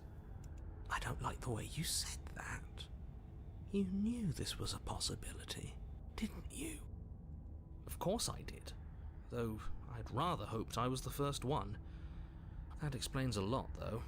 Did it not occur to you that this doesn't look right? Oh, you bastard. How much are you not telling us? Plenty. But it's all in your best interest. And the world's. And mine. She's dead and we're stuck in a hell void forever. How could telling us your secrets possibly hurt anyone? It just can. Look, this world is saved, but if you start over, for all you know, you're just putting another world in danger. You barely managed to land the killing blow here. What if you don't manage it next time? It should be fun. I've already said too much, really. You won't get another word out of me on the subject. Wait. More time. Wait. More. Wait. More. Wait. More. Can you tell me your secrets now? No. Wait. More. Wait. More. Wait. More. How about now? Is it secret time? Still no. Wait. More. Wait. More. Wait. More. I'm gonna wear you down eventually. You might as well spill those sweet, sweet secrets now. Then we'll have something else to talk about. You're not going to wear me down. Oh, we should ask him one more time. He's on the cusp of sharing his secrets. I can feel it. I'm not. Either way, at least needling him is something to do. Paranoid's finally being constructive. More. More. More. More. More. More. Secret? The narrator ignores you. You can't just describe yourself ignoring us. I can. Wait. More. Secret? The narrator continues to ignore you. Wait. More. More. Oh. More. The option's gone. More.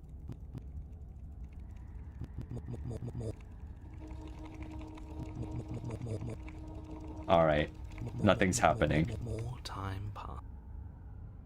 Alright, let's take the blade. Let's do it. You remove the blade from the princess's body. What exactly are you planning on doing with it? Ah, I can throw it into the void. Let's wait. More time passes. You're still here. Oh no, what are you doing? You tighten your grip and fling the blade as hard as you can into the void. It's gone. Now you're really stuck here forever. There's no way out now. You mean other than starving? Right, I mean other than that. You wait, and then you wait for a little while longer. But eventually the thirst sets in, and the hunger. The darkness of this place prevents you from wholly grasping the context of passing time, but that doesn't stop it from passing. Nor does it stop your biology from unraveling. What a way to go. The only things you know for certain are that it's long, and that it hurts. The vastness of your suffering can't be adequately put into words. Narrator, why would you let us speak this into existence? We really shouldn't have tossed the blade.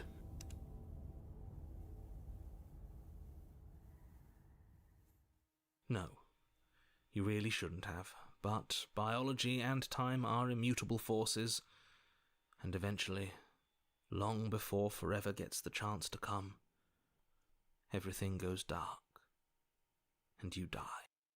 Isn't that life? Don't muck it up next time. The princess may be slain here, but she isn't slain there. The Wraith. Oh. We've had this chapter 3 before. You're on a path in the woods. Shit. This really doesn't end, does it? It doesn't matter if we kill her, it doesn't matter if she kills us, it just goes on and on and on and on and on. Yes, so it does. No, there has to be a way out of here. There just has to be. What if we do what she asked us to last time? What if we just let her leave? Okay, so you've already been here. More than once, even. Great. So you probably already know all about her and all about the threat she poses to the world. Then let me remind you how catastrophic it would be if you helped her leave in any way. If she gets out, the world ends and everyone ends with it, yourself included. Oh, threatening us with death, are we? And why should we be afraid of dying? We've already done it twice. All death has done is shunt us back to these woods, where we're forced to listen to your empty warnings again and again. This place feels a bit different though, doesn't it? I don't even know what I'd call it, but it's definitely not the same path in the woods anymore. Oh, paranoid. Last time we were here, I think it was cheated and cold. So, this is different. That's all the more reason to take this seriously. If the path isn't the same, it means that her influence is spreading, and the world has already started to end. Her influence? I really shouldn't have said that. It'll make your task more difficult. But now it's out, you could always take that information as a sign of goodwill between us and do your job, alright? Something I realize is that the princess doesn't actually remember us every single time we reincarnate. She only remembers us if we perceive her as remembering us. At least that's what I think. Like, essentially, the memories we carry shape what she becomes. But as soon as we forget, she resets back to just being a princess, right?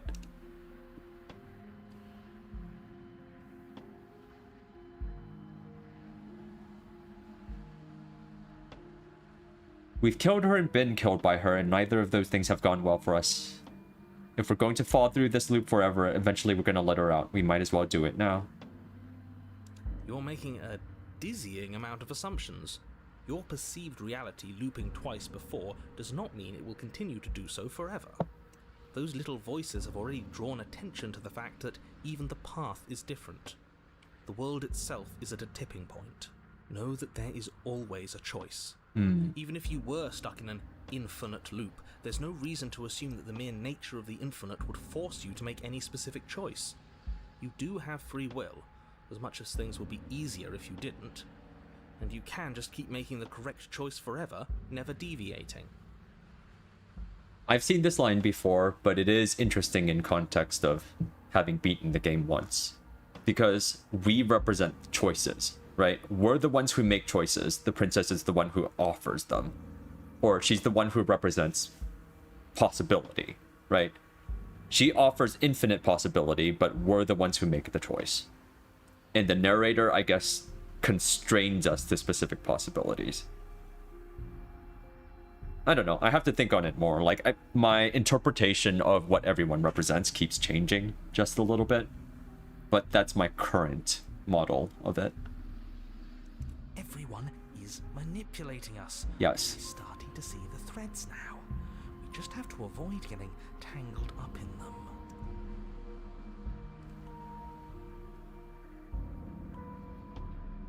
What happens if we don't go to the cabin? That's another option. Then she finds a way out on her own. So, standing around out here is the same as us letting her out. Only we don't have to see her. That's gotta be better, right? No, it's strictly worse. And why is that? Because it's cowardly, for starters. And because the unknown is always worse than the known. But really, all you're doing right now is weighing two considerably bad options. The only solution worth considering is slaying her, and whatever delusion is holding you back from doing that is just that. A delusion. Alright. I wonder if we can just leave. But that might just get us back to, what's it called? To the stranger. I'm gonna try the option, and if it leads me onto the stranger's path, I'm going to head back. I'm begging you, don't do this. You're going to damn everything to oblivion. You have to do something. You can't just walk away. Yet here we are, walking away despite your protestations. There's got to be a crack in this world somewhere. If he's looking in at us, there has to be a way out. Ugh, fine. You walk down the path away from the cabin. Hope for all our sakes that you change your mind before it's too late. Wait, something isn't right. Can you still hear me? Everything is getting fuzzy. Oh! What's going on? Where are we? I don't know, but it feels like home. It's finally happened, hasn't it? We finally cracked. This is new.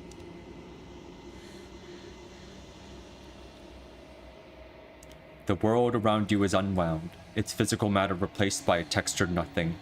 You find yourself in the long quiet once again. Memory returns. There is a distant rumbling, a sound of many sounds. Undulations pulse louder as something other comes close. You already know what dwells in the empty spaces. Feelers probe across the fabric of reality. Extremities find your consciousness and wrap themselves around it. You are no longer alone. Confusion. Why are you here? I am unfinished. Resistance. Fingers draw claws across the glass surface of your soul. Frustration. This vessel is full of you. It is useless to us if it doesn't bring more gifts. Force pushing against your will. No, you cannot go back. Not there. Regret. This world is broken beyond repair. We must weave something new. A wagging finger. There is only so much thread in this place. Do not waste it. I am our only salvation. Return to your destined path or face the consequences. You're on a path in the woods. Oh, that's a wild and one. At the end of that path is a cabin. And in the basement of that cabin is a princess. You're here to slay her.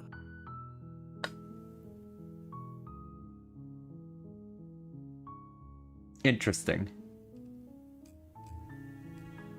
I'm gonna take a peek at the gallery.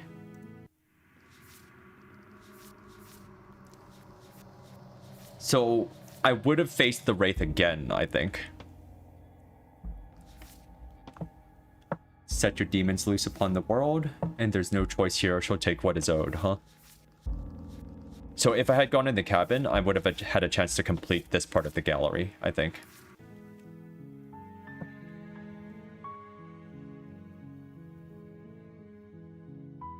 Okay.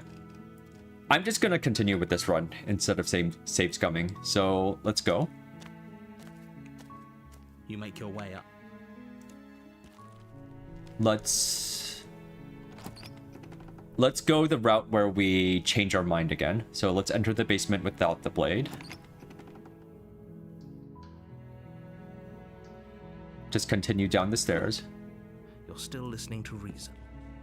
It would be better if you had a weapon, but you walk down the stairs and lock eyes with the princess. She's beautiful. Let's talk first.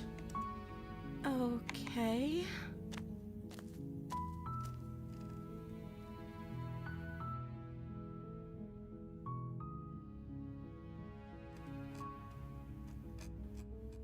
Alright, what's your name? So is Princess your name? Alright. What are you gonna do if I let you out of... Okay.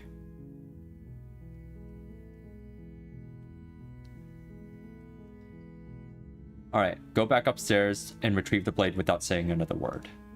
Thank you. You turn back to the stairs, intent on retrieving the blade in the cabin. Where are you going? You can't just leave me here. You'd better hope for your own sake that I don't slip these chains before you make it back down here. Slip these chains? She can't, right? She has to be bluffing, but I'd hurry if I were you. You rush up to the first floor, grabbing the blade, both yours and the world's only possible salvation.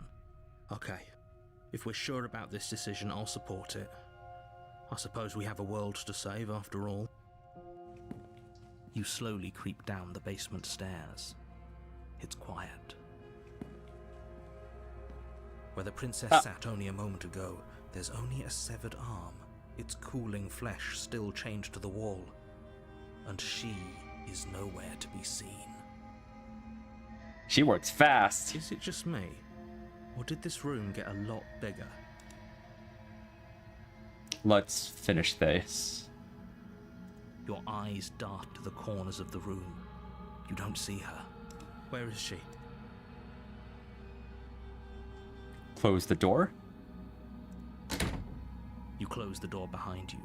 Almost magically, its locks immediately click into place. Maybe they'll open if you finish the job.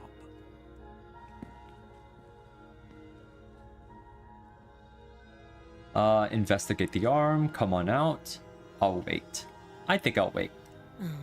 Do you want to play a waiting game? I've been down here a long, long time. I'm very good at waiting. You do your best to patiently wait her out. But eventually, exhaustion starts to set in. Yikes. Come on, wake up. We can't fall asleep down here.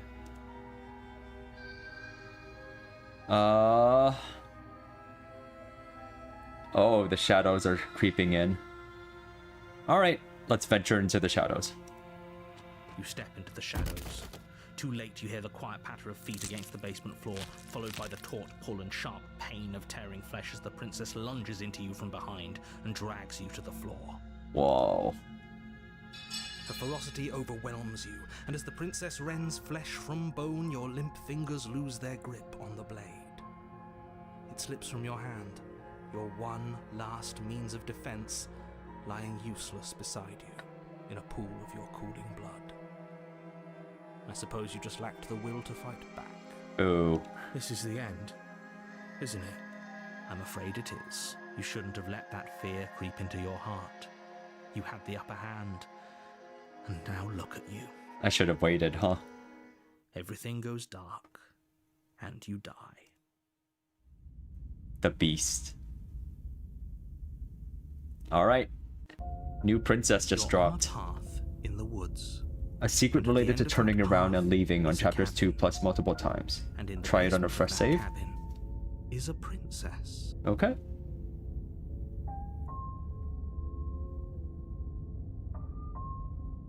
You're here to slay her. If you don't, it will be the end of the world. My guess is if I keep doing that, the princess in the long quiet is going to get very mad.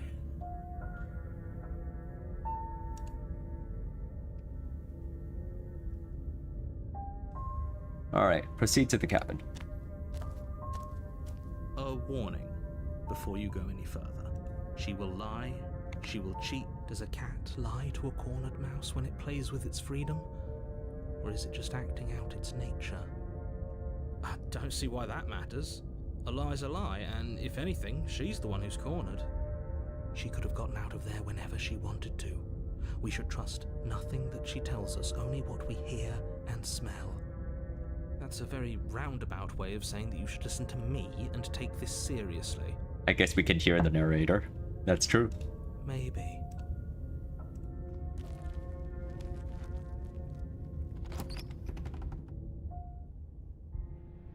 The interior of the cabin is ruinous and dilapidated.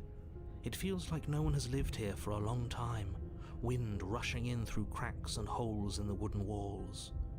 The only furniture of note is a termite-eaten table with a pristine blade perched on its edge. Alright. The blade is your implement. You'll need it if you want to do this right. Let's look at the mirror again. That's because there isn't a mirror. There's definitely a mirror. There isn't. What a strange thing to lie about. Maybe he doesn't see it. Hunted believes. Why would you lie about that? Exactly. Alright. Approach the mirror. You walk up to this really... Wipe it clean. You reach forward and rub All right. it. It was there a second ago, and now it's gone. Take the blade. You take the blade from the table.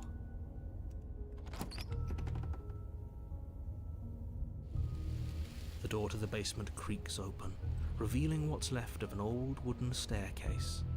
It's still sturdy enough that you can make your way down in one piece, though you'll have to be mindful of holes.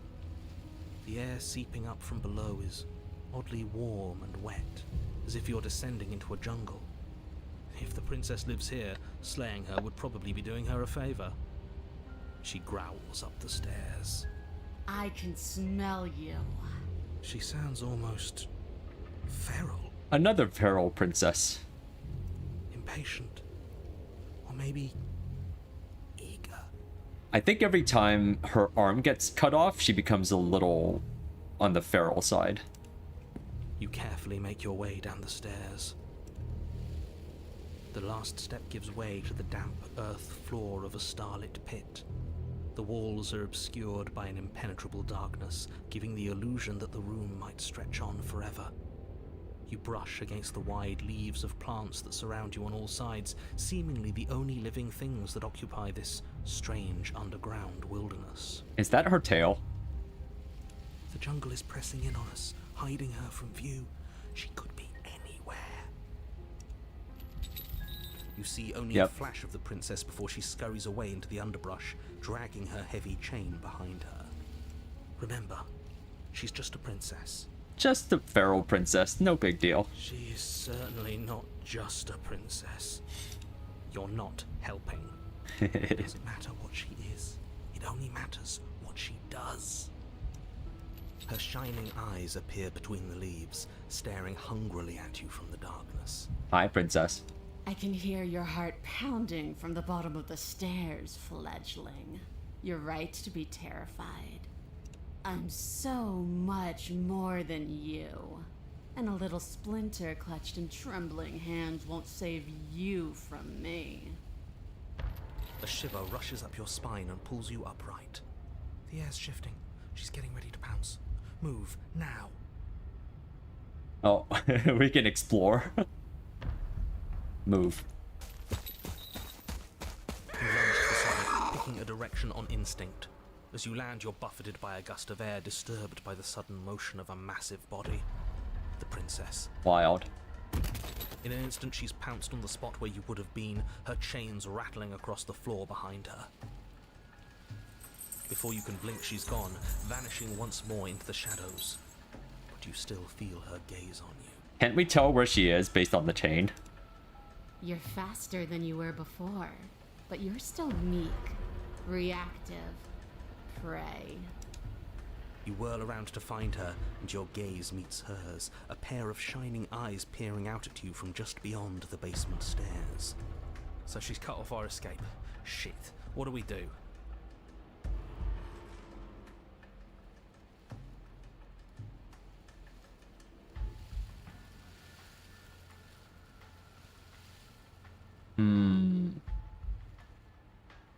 I was sent to kill you because you're a threat to the world. I'm starting to believe that's true. Actually, I think Hunted would want me to just run for it, huh? Oh, for the love of... You've given up the game. Great. All that will do is hasten her victory. So many useless thoughts run through your head. Thinking, thinking, thinking. You'll never hurt me if you keep thinking. I see. Alright. Actually, let's push on this. You're deflecting. And you bear your weakness to the world. She's coiling for another strike. Be somewhere else. We're on the back foot. The back foot keeps us nimble, keeps us alive. It doesn't matter if it keeps us alive, if it eventually kills us. We need to take back the momentum. We need to do something. Survive. Wait for her to strike and hit her back. Play dead or stand still. Alright, well, thinking is not gonna help, so... Wait for her to strike and then hit her back. I'm gonna survive. Jungle, barely moving out of the way before the princess surges past you with a speed that makes her practically unseen.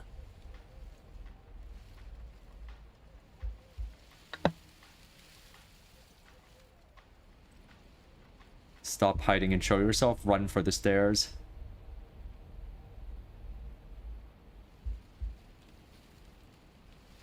Alright, let's just run for it. Yes, now's our chance. Quick. And then what?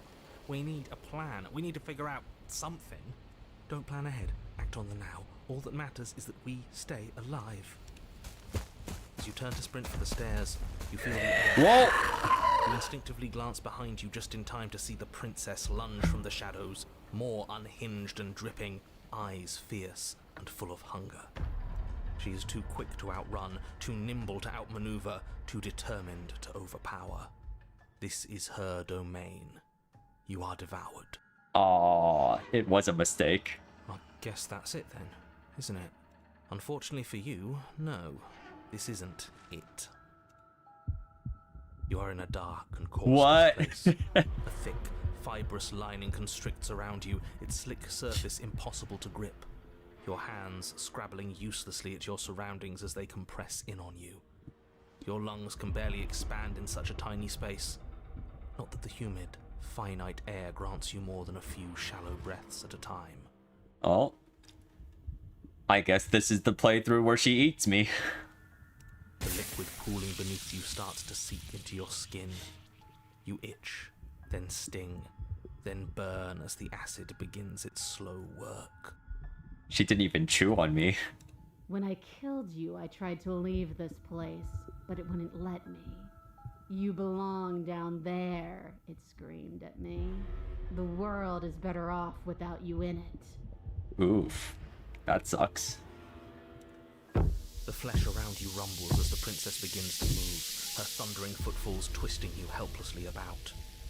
Your skin protests as the corrosive liquid sloshes around you, but there will be no respite for you in sight. The burning grows stronger, and you can feel layers of you being peeled away. We have a knife! But you don't belong down here. You came from somewhere else. You came from out there. So I consumed your dead heart, and I carried it in my throat, and I draped what was left of you on my back, and I threw myself against that door. Oh, you did some fun stuff while I was dead, huh? She stops, her muscles tensing around you, and through the muffling layers of her flesh, you hear the whine of straining metal. With a pop, she lurches forward, your body lurching right along with her. Ah, she's gonna try to escape with us in her belly. Her chains. She's loose. But even then, it denied me freedom. You cannot fool me by draping yourself in decay. I know your true nature, and it is suffering. Gravity pulls at you as you're hefted upwards, the distant creaking of ancient wooden steps barely audible over the thudding of the princess's heart. And then it was gone, and I was here. A new enclosure, a nicer cage, but still a prison. I learned from my wounds. You're alive now. We can leave together. Does that work? Could she free herself if we're alive in here? Do you really need me to give you a definitive answer for you to understand that the situation is grim? Stop her. Do something. You still have that steel claw. Tear through her before we are her. Survive. Or we could use it to make this quick for ourselves. If she needs us in order to leave, we could at least deny her that. That is a bad thing to do. Can you talk to the... Okay. Can you talk to the cabin? I understand it, and it understands me. Talking is for those who don't know how to listen. So the cabin is now a new character. Your body is violently jostled, the disruption causing burning skin to slough from raw muscle, and you hear what you can only assume is Yikes. the princess pulling against the door to the cabin. The cage is still locked. I don't think we can talk our way out of this. We are drowning in death. There's no more space for words. Alright.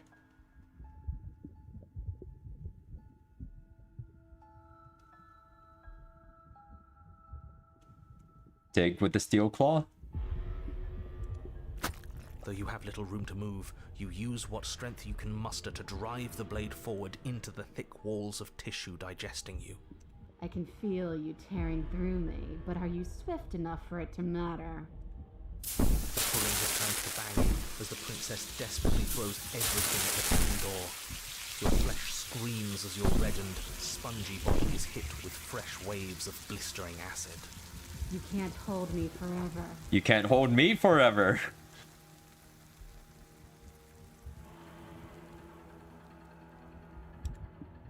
You slice again, deeper, rooting through her meat with the tip of your blade, until at last it finds her beating heart. Ooh. But will can never truly exceed the limits of the flesh. Your vision finally begins to blur, your eyes clouding over as they melt in their sockets. I took the halfway route. I talked to her and then I started attacking. What little air remains in this rancid stew of flesh and slippery organs is finally too foul to breathe, and your lungs mercifully give out before you have to suffer another burning, liquefying moment. Everything goes dark, and you die. The wild. Ooh. We are a path in the woods. We have no beginning, and we have no end. But something cold and unnatural sits watching us from just beyond our edge. Well, interesting. Where's the narrator? His gaze pushes against our borders, curling them in on themselves, preventing them from stretching to the places they need to reach. Very interesting. We're getting it from the princess's perspective. No, that's all wrong. You're not a path in the woods, you're on a path in the woods. Who's even saying that? That's not the princess, is it? Oh no. How many times have you been here? I think this is our third? That's bad. That's very, very bad. It wasn't even supposed to reach 2. If you're at 3, well, no wonder things aren't the way they're supposed to be. Let's get our facts straight. The music's so good. What happened last time? What could you have possibly done for things to be like this? The thing that sits beyond our edge speaks his logic into us. He tries to grasp at things that cannot be grasped. Basically, this is what it's like for her to be perceived. Or to be constrained by the narrator. He tries to stare with wide pupils at that which can only be held from the corner of the eye or with a passing glance. Shut up. The rest of you, talk. What happened? What did you do? Can she hear us if we talk? I can hear everything, little one. Wow. But you don't have to be afraid of me. There's no place where you end and I begin. Nothing can hurt you here. Not anymore. That's just because she devoured us and we dissolved away. We don't even exist as a body anymore. Oh, Broken's back. Hello, Broken. Yeah, this music's great. We're still here, though. And if we're safe, isn't that better? She ate you. And now you're convinced that you're stuck together. What a mess. He doesn't understand. We aren't convinced of anything, and we aren't stuck together. We're one. This is how we're supposed to be. Can't you feel it? I like this. I guess that's it then. This is us now. We're the woods. Okay. Okay, Broken. This thing watching us. What is he? I'm not watching you, I'm trying to help you. That's not an answer to our question. I don't know what he is. I only know that he is something other, and that he wishes for you and I to tear ourselves apart. I do want that, but only because it's in your best interests. It's in everyone's best interests. You won't be able to slay her unless you remove yourself from her. He wants us to kill each other. I don't. I want you to kill her. Don't be charmed by her faux solidarity. You're not in this together. She's the only one who poses a threat to the world, and she's trying to make you go along with it. You don't have to enable her, especially when you have what it takes to stop her. I've had enough of this guy. How do we stop him? Okay, let's say I want to stop her. What do I do? I feel like I can't do much of anything right now. What do I choose?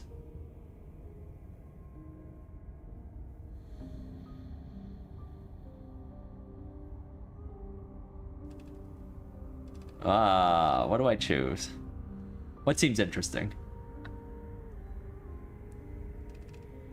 Kind of want to just do nothing. Let's just do nothing. We're just, we're just the You woods. can't just passively exist forever. Not with her. That isn't how it works. I don't know. The princess ate you last time. Stop passively vibing with a literal predator and remember that you're enemies.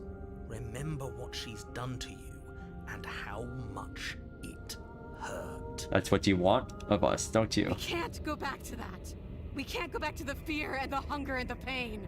Not after being something as beautiful as this. Oh, wow. Yikes. Doesn't all that conflict feel so far away right now? So petty? We've been posed against each other by something that understands the strength of our unity. I can feel a thumping, a heartbeat, like a distant terror that keeps getting louder the more we pay attention. Please, stop. If you let it in, you'll fall apart. Don't look at it! Bury it now before it's too late. No, you can't bury that feeling. You can't hide from your past. I can forget everything. The past doesn't have to exist. Our freedom is within us. We just have to find it. Turn inward and find your freedom. A glimpse of something better, bigger. Embrace your transformation. You fall inward into a network of connections too vast for your mind to occupy. Are you a path in the woods? Are you a body? Can you even grasp the fuzziest edges of the shapes that confine you? We can change to fill them together. We don't need to be everywhere. We just need to test the boundaries. You'd do best to remember that some wounds will never heal. Some rifts can never be mended. Even in rebirth, some things never come back the same. What is he going on about? What does he know about us? This is all too much. Why can't we just let her do as she sees fit? She's the one who can handle being vast. It's not for us. It's not for me. I don't know. This seems kind of chill. You aren't whole. You'll never be whole again. This struggle is meaningless. Whatever you think you're doing, you will fall apart. We don't need to be made whole. All we need to do is find a single corner of his cage and break it. There is a place you need to be. You just need to find it.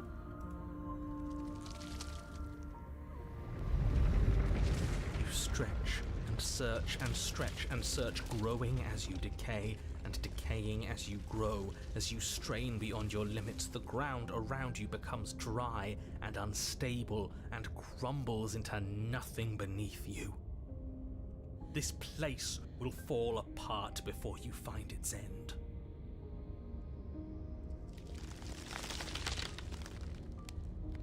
This task, whatever it is you think you're doing, is impossible. All he has are words, and words aren't real. We're real. I can hold us together for a little while longer, so long as you trust me.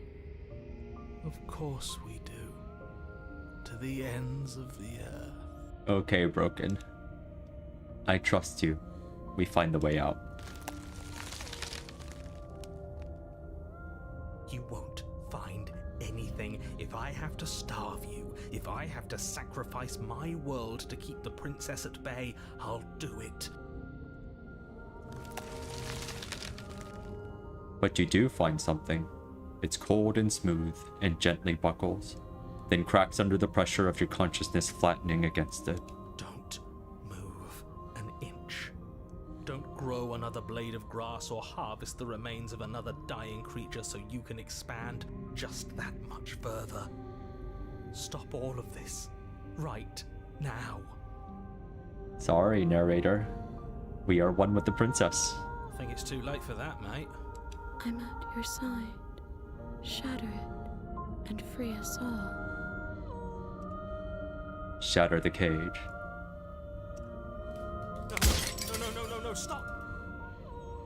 But his pleas disappear at the sound of breaking glass. For a moment, you and she gaze through the tiniest hole in the world at the place you need to be. That's new. That's interesting. Whoa. Is this what he kept from us? Is this why he made us kill each other? It's beautiful. We need to be there. We won't be safe until we are. We won't be whole. And then it's gone. Where did it go? Why is everything so cold?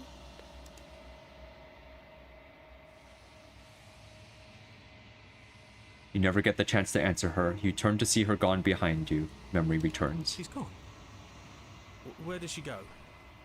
Should we try and find her? And there's that mirror again. Why is it here? Why now?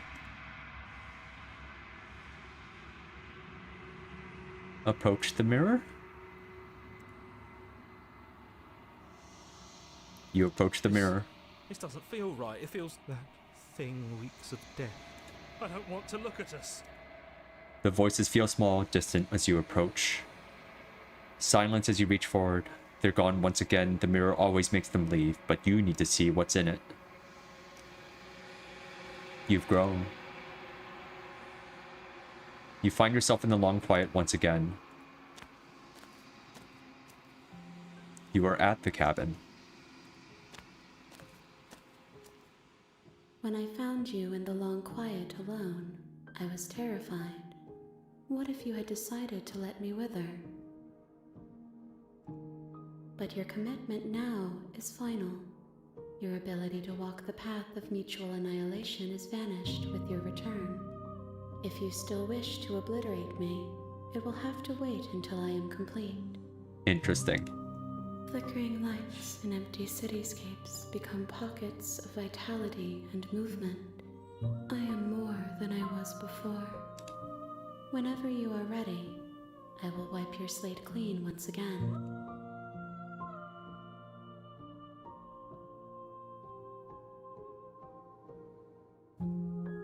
Do you have any thoughts on this vessel? This one is like a shadow of me, twisting vines in search of answers. She will make for a curious heart.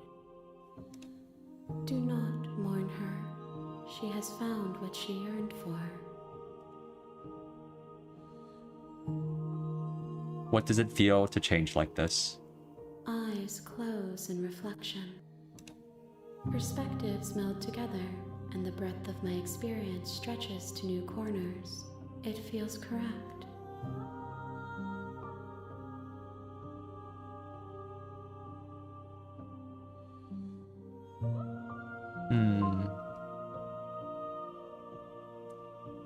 You've been kinder to me than anyone else I've met. Why? Why wouldn't I be kind to you? You are the only thing I know that isn't me.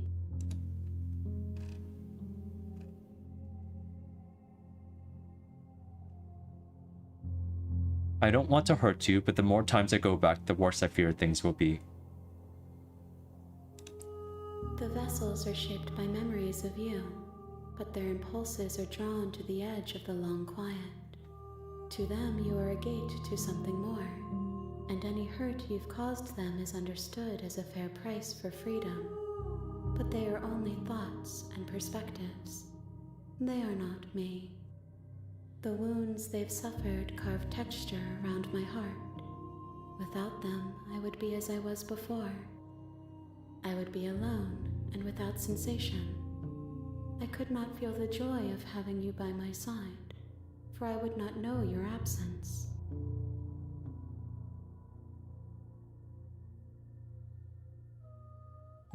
Oh, new line. Enough with all of this pretension. You're not actually saying anything. I'm sorry. Words are Oh no, I've seen this before. difficult for me. The vessels you choose to bring me carry far more meaning than anything wordy. Alright. I'm ready to go back.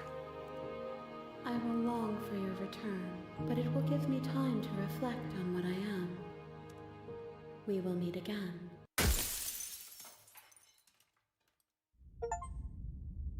Bring the networked wild to her. You're on a path. Alright, what do we want to do this time?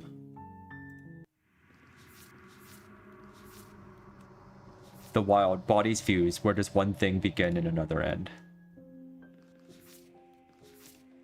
Glimpse of freedom, huh? Gaze into the heart of darkness. Separate doesn't mean it over. Separate before ending it all.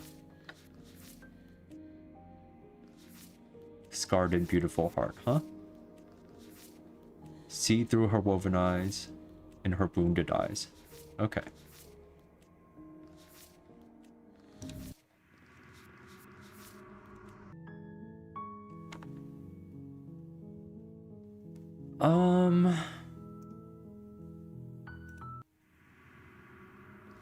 Do we want to go through the nightmare again? I kind of want to see if I can unlock this one. Meet your equal in combat.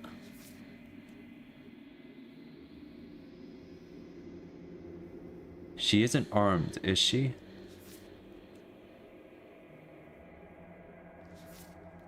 Yeah. I think the wild's similar to the nature of the shifting mound, and the stranger is kind of like her form. Yeah, I agree. They're like all different aspects of the princess. Alright, let's go to the cabin. You make your way. Proceed. Okay.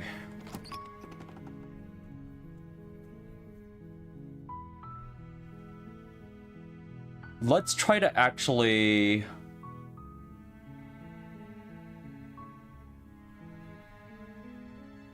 We died to her last time, so... Okay. Let's do this route where we enter the basement without the blade, then change our mind, come back with the blade, and then see if, what routes are blocked off to us from then on. Because that should get us something new. Try and slay her but hesitate first. That's also possible. I think I'm gonna go with my route, though.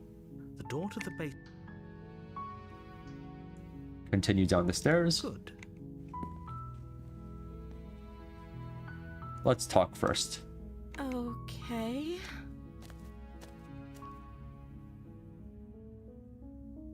What have you been eating or drinking? I don't see what that... Okay.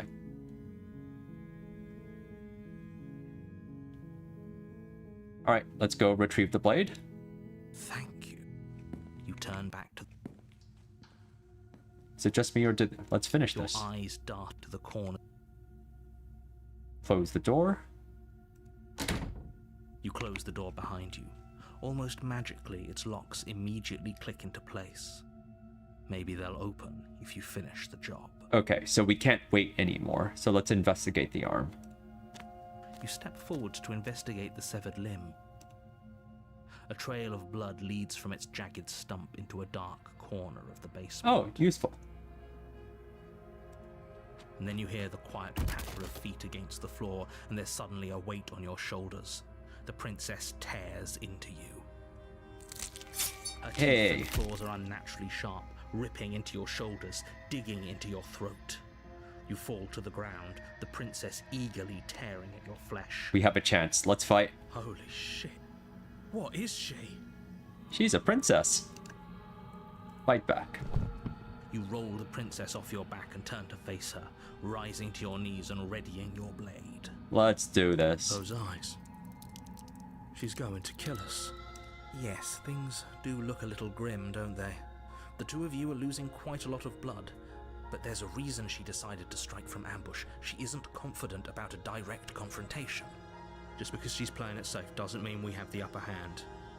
Come on now, don't let your confidence waver. This is an important moment. I'm going to kill you. The princess leaps onto you as you raise your blade in defense. You find your target, and time after time you strike, but the wounds she inflicted in her ambush hinder your movements, and with each fresh exchange you're a little slower, a little weaker. You seek solace in the fact that she's slowing too. Finally, she collapses, and you collapse beside her. Together! If you think this is it, you're sorely mistaken. One way or another, I'll make sure you pay for this. Your grasp on the blade weakens. It slips from your numb fingers, lying uselessly on the floor. This can't be how it ends, right? I'm sorry, but it is. You aren't making it out of this basement, but at least you finished the job. Everything goes dark, and you die. Oh, no, we've seen the witch before. Okay. You're on a path in the... Well, since we're here, let's take a look at the witch.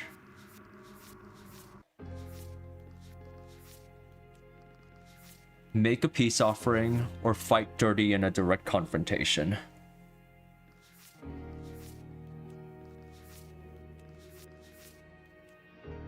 Fight her until the world swallows you up. Okay, let's try making the peace offering.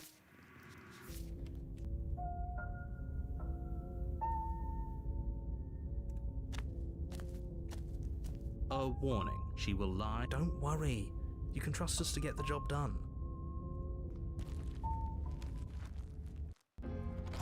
The interior of the... Alright. Do we take the blade? No, we're trying to make a peace offering this time, right?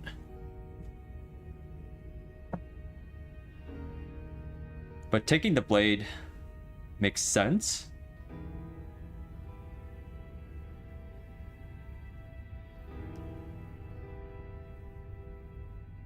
Yeah, let's take the blade. You take the blade from the shelf. Well, if we're grabbing a weapon, we should probably keep it hidden behind our backs. She doesn't have to know we have it. That's not actually a bad idea. You didn't say anything about the mirror. That's because there isn't. Okay. I want to see how handsome I am. Oh, I'm sure we look great. If only there was some sort... Okay. We did see that. You walk... You reach forward and Okay. rub your hand against the cap.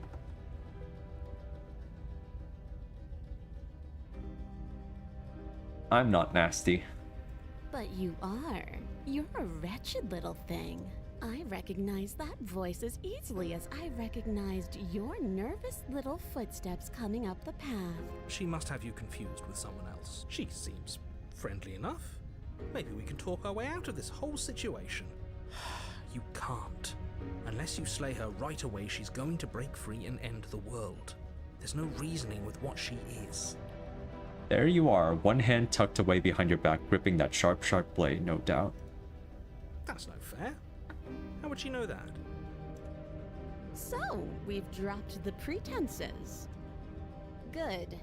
She's acting like the two of you already know each other. Oh, no. You've already been here, haven't you? Yeah, the blade could be the peace offering. That's what I was thinking. Sharp. How'd you figure that one out? Call it deductive reasoning. Well, you seem to be great at it. Do you remember us then? Do you remember last time? No, I don't.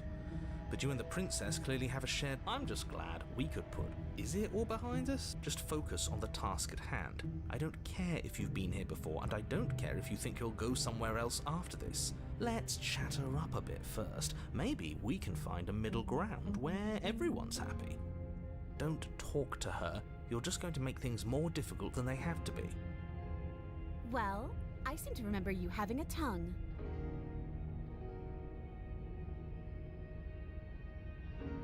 Give her the blade, huh?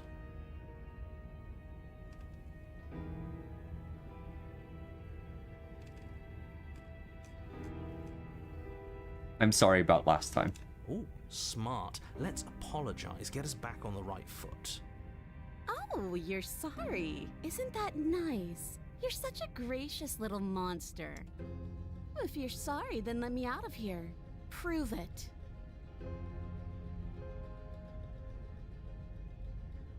Don't worry, the blade isn't for you, or not for killing you. We've got to get you out somehow, right?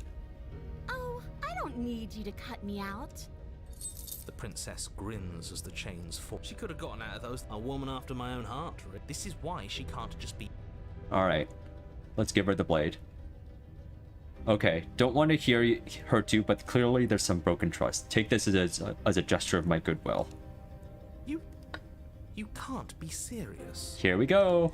Now, hold on. We should put this to a vote. The blade is one of our most valuable assets. We can't just give it to her.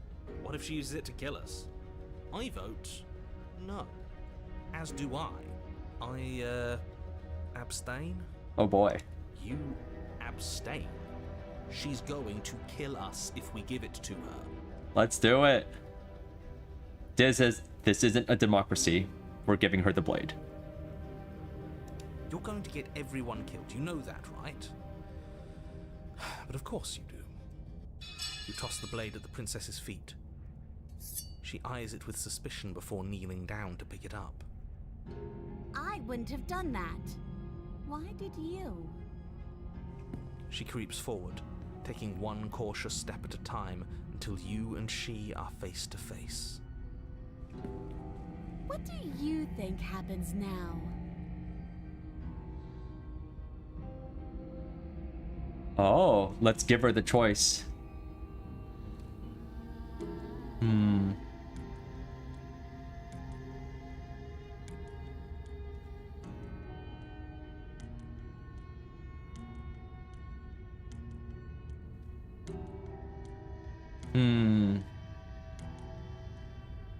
That's up to you. It's why I gave you the blade. I chose last time and I regret it, so now it's your time to choose. Her shoulders tense and her eyes dart away. This is another trick. You're trying to sow doubt, but it's not going to work on me. And then she buries the blade in your heart. Okay. What? No, come on, that's not right. I told you this is what she was going to do. Glee dances across her face as you fall to the ground. Wild. I did it. I got you. You... The princess seems to tremble, her smile fading quickly, replaced with concern. Her nervous eyes brim with tears. Why? Why did you let me do this?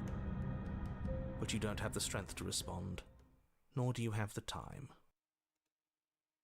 Everything goes dark, and you die. Interesting. Past life gambit. Hand your power to a suspicious character. The Thorn, huh? You're on a path in the woods. Huh. She stabbed us. She actually stabbed us. We kind of deserved it. Of course she stabbed us. We gave her the blade, which, I might add, I voted against. But the whole point was that she wasn't supposed to do that. The whole point of giving her the blade was to break the cycle of violence, and she just This is your killed favorite us route? anyway. That's fun. I guess it really doesn't matter if she killed us, though, right? We're back here, which means that everything's fine, or fine adjacent. Fine adjacent is everything in this game. Maybe she won't be as keen to betray us this time. We've already proven to her that we can change. Maybe that's all it'll take to show her that there's another way to do things. You know, maybe you're right. In which case, I suppose the only thing to do is to get back to the cabin and give it another try. Give what another try, exactly? You are aware I've been listening to you, right? Like that changes anything. We all know the game is rigged. It doesn't even matter if she's nice this time. I'm sure he'll find a way to turn us against each other. Great, so you've obviously been here before, since you apparently died at least once. Twice, actually. Sure. Twice. Then I'll spare you the little introduction I had planned. You already know about the princess, and clearly you already know that she's dangerous. So don't muck this up. It's bad enough that this isn't your first time through.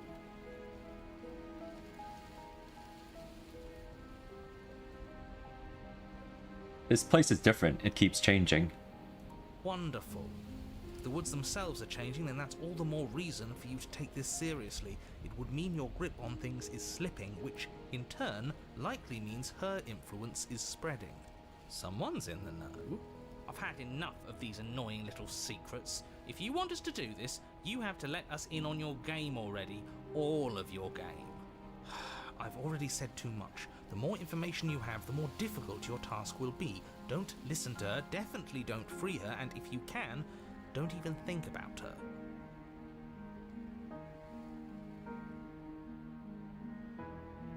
We're even now. I'm sure she understands that, but we can see what she has to say for herself when you get to the cabin. Yes. Good. Playing both sides. That's what smart people do, and you're the smartest in the room. Oh, thank you, opportunist. I believe you. I'm not sure it counts as playing both sides if people can hear you doing it.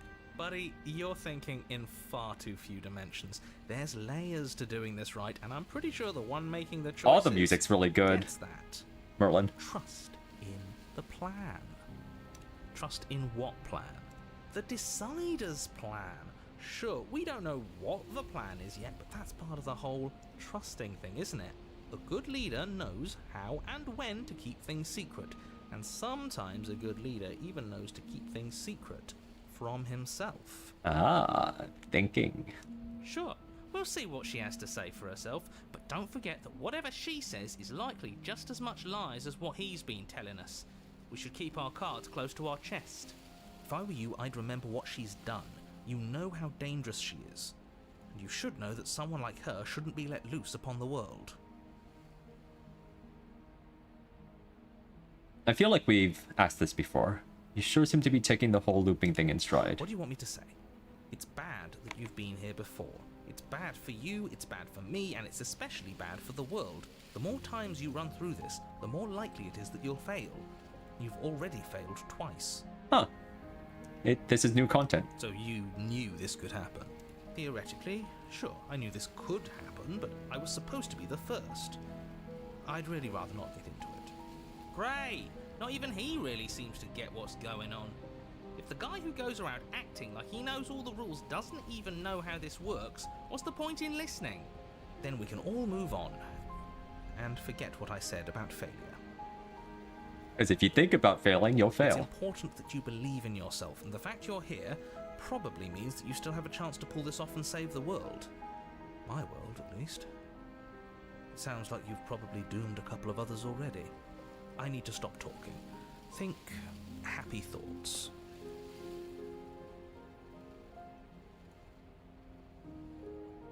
All right. All our answers in the cabin. Let's see this through. It isn't long before you find yourself at the base of the cabin. I think it's clear where everyone stands at this point. I don't know if I'd say everyone. You talking about me? I have a position. It's a good one, too. Ignore him, he's just talking for talking's sake. My position is the only one that matters. You know what you have to do. The interior of the cabin is hardly an interior at all anymore. The burned-out ruins merely suggest the shape of the structure that once stood here, charred wood still reeking of ash. But beneath it lies the fresh smell of spring growth after rain, the promise of new life in the wreckage of the old. It looks like we can make up, maybe. The only furniture of note is the crisp shell of what was once a table. A pristine... Wait, this isn't right. There's supposed to be a pristine blade. Why isn't there a pristine blade? We gave it to her last time. She can't still have it, can she? Well, it's not here. And if she has it, let me guess, you want to get all chummy with her. Look, as far as I see it, if it's between him and her, I say we side with the one who has the weapon. It's just the smart thing to do. I wouldn't be so hasty. I'm sure the blade will turn up somewhere. She can't have it. That's not how this is supposed to work. Of course we don't get to make a choice about the blade. Every single time we come back here, something has to be different. All right. Approach the mirror. You step forward and approach the scorched entryway leading to the basement, hesitating before you begin the descent. It went away when we touched it last time. Not that this place always follows the same rules. You reach forward and wave your hand through the hollow entrance leading to the basement. What are you doing? Figures. Well, seems like the only way to go is forward, isn't it? Yes, that's where everything tends to be. Let's just put on a good face and have our wits about us. This is really pretty. You step through the frame of scorched wood and make your way into the darkness below.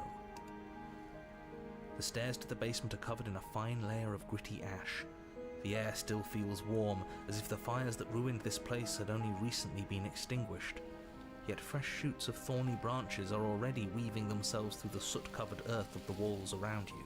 This aesthetic reminds me of something. I think it reminds me of, like, Steven Universe. There's a particular setting piece that looks a little like this. Their spines point courteously down towards the basement, so you're able to brush past their jagged points with ease. At least on the way down. But you don't need to think about the way back up just yet. That's a matter for after the world's been saved. I'd say this feels like a trap, but you practically said as much. Yet you still want us to keep going. They're only thorns. I'd say getting a few scratches in exchange for the lives of everyone in existence is a fair trade. I'm sure you'll manage. Her voice, worn down by pain and suspicion, hobbles up the stairs. Oh. I can't get away from you, can I? We kill each other and you come back. You let me kill you and you come back. I don't know why you let me do that.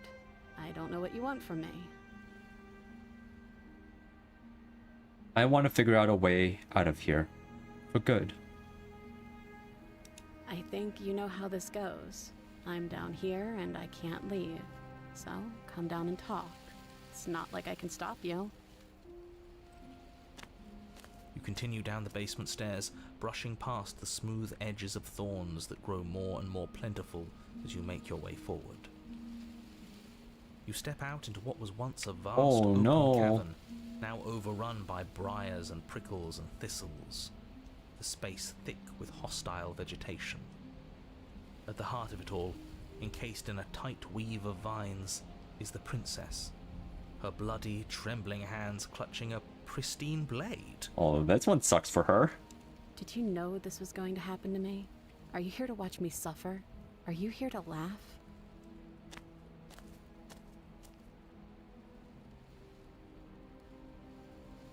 Did you think I wouldn't hold it? I'm not here to laugh. I'm here to free you if you'll let me.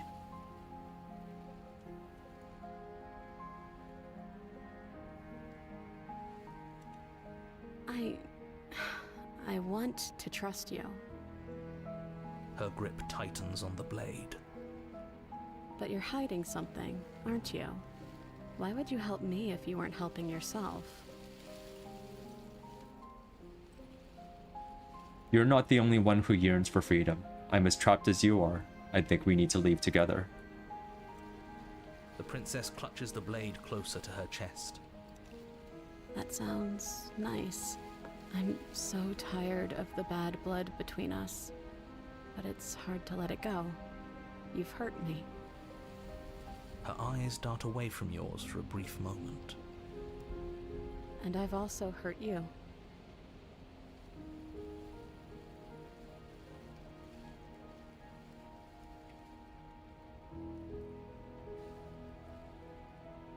Can I take the blade down? Her eyes briefly meet yours, then dart back to the floor. She hangs her head in resignation. Okay. Reach for the blade. You reach towards her bloodied hands, laying your palm on her trembling fingers. For a moment, she clutches it even tighter, her knuckles going white with the effort. But then the tension fades. Her grip finally loosens and she allows you to take the weapon. It would be fucked up if I just killed her here, huh? I don't want to. You carefully pull it free from the thorns, though they scrape at your skin, leaving red trickles of fresh blood all along your arms. I'll be damned. She really gave it to us. It feels like it's been so long since we've held real power in our hands. I wonder what we should do with it. We free her, obviously. It's the right thing to do. Yeah. I think you're right. She's as much a victim in all of this as we've been. Besides, it would really stick it to him to free her. Yeah. Jakes, you know I don't want to kill anyone. That's not who I am. I would never betray anyone. Or, hear me out, we slay her. Right here, right now. She's never been so helpless, and if we don't take advantage of that, we may never get another chance. Opportunist. Why do I bring you here? That sounds like a splendid idea. You should listen to him. We've all said our piece. Now it's time to make our move. It's 2 against 1. It's 2 against 2. You don't count. And why shouldn't he count? Because he's clearly not one of us. That doesn't matter. He's been with us the whole time. He should get a say. So, did you mean it? Or was I a fool to hand my life to you? Cut her free. Yes, what a good idea. Let's cut her free. Okay, opportunist. Oh, so you're suddenly team free her? You can't just switch sides as soon as we make a decision. I can do whatever I want, and I believe with my whole heart that this is the right course of action. Let's free this princess.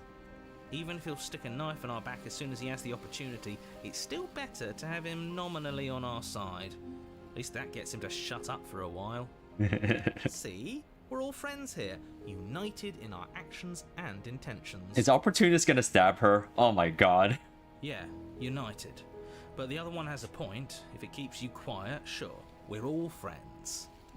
You take the blade to the thorny vines imprisoning the princess, and she flinches, relaxing only slightly as the blade slices into the thick vegetation rather than her arm.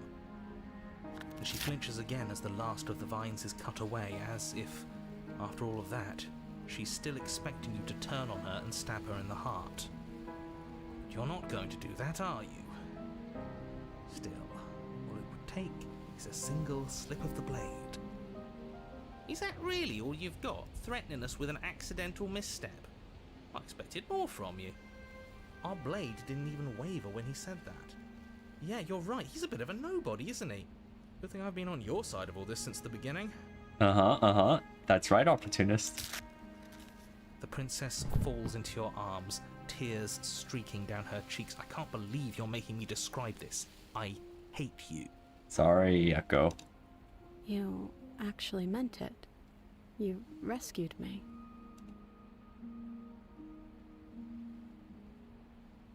Of course I did. She smiles, her hand slipping into yours, and the two of you rush to the basement stairs. Shameful, really, that the same thorns that so graciously allowed you downstairs are now blocking your only way out. Of course. You're getting desperate, aren't you? Even more proof that you can't actually do anything to stop us. We cut through those other vines just fine. They're only thorns. I'm not afraid of getting a few scrapes. I'm not even sure we need to do any cutting. We can just move them out of the way. What a pathetic showing, really. A few pointy sticks can't keep us down here. We're both meant for so much more than this. Step into the thorns. As you step into the thorns covering the basement stairs, they yield. Both you and the princess ascend the stairs without obstacle. This is unacceptable. The second you step out of this cabin with her, the world ends. Do you hear me? What did the world ever do to you to deserve this? Keep us in isolation for eternity? It feels so good to hear you say that you're admitting you've lost and we've bested you at your own game at last. I don't care what happens now. That's all I've wanted. You and the princess hesitate at the cabin door. This is your last chance. We've already made our decision. We're finally leaving here together, aren't we? And all we had to do was trust each other. It wasn't easy, but I'm glad we finally could. Step into your freedom. Hands Turning over a new clasped, leaf. the two of you open the Work door through some issues and learn to step trust out again, into huh? A new day, you irredeemable murderers. Aww. What do we do now? Now we do it all again. Where's everything going? Why is it so cold?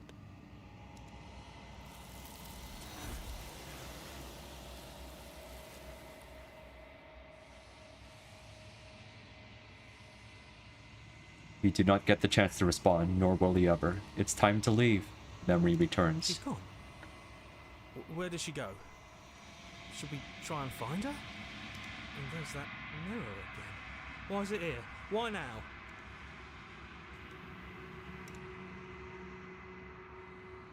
You approach the mirror. This doesn't feel right. It feels different. Final. It's going to do something to us. I can feel it. If they think it's bad, I'm with them. The voices feel small, distant as you approach. Silence as you reach forward. They're gone once again. The mirror always makes them leave, but you need to see what's in it. You've withered. You find yourself in the long quiet once again.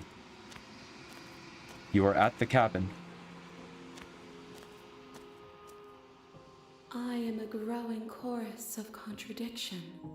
A mass of tides ebbing and flowing all at once in more directions than my attention can bear to hold. To look at any one is to shift them all into something new, and to look away is to reshape them yet again. All of me is changing, and yet the rest of me is still the same.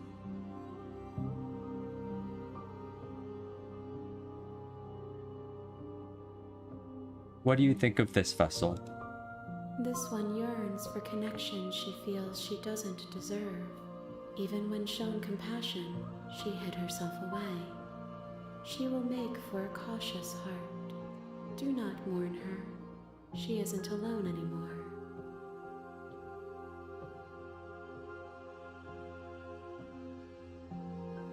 What happens to the worlds we leave behind? My perspectives are shadowed. Right, okay.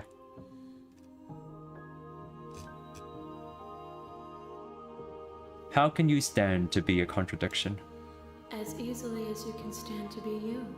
You are like me, even if you have chosen not to look at the corners of you that do not fit. Even if you have chosen to ignore the brilliant contours of your soul. Oh, that's very cool. The 5 stages of death, huh? Body, bloat, decay, bones, and then nothing. I think I skipped looking at the mirror once in this playthrough, though, so I probably don't see the whole thing.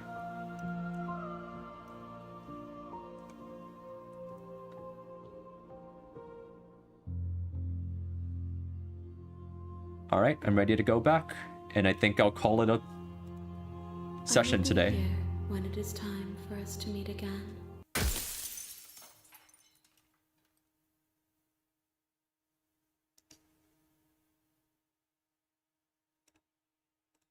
Alright, saved. Thanks for tuning in, everyone. I will see you next time. If you like this, please like and subscribe.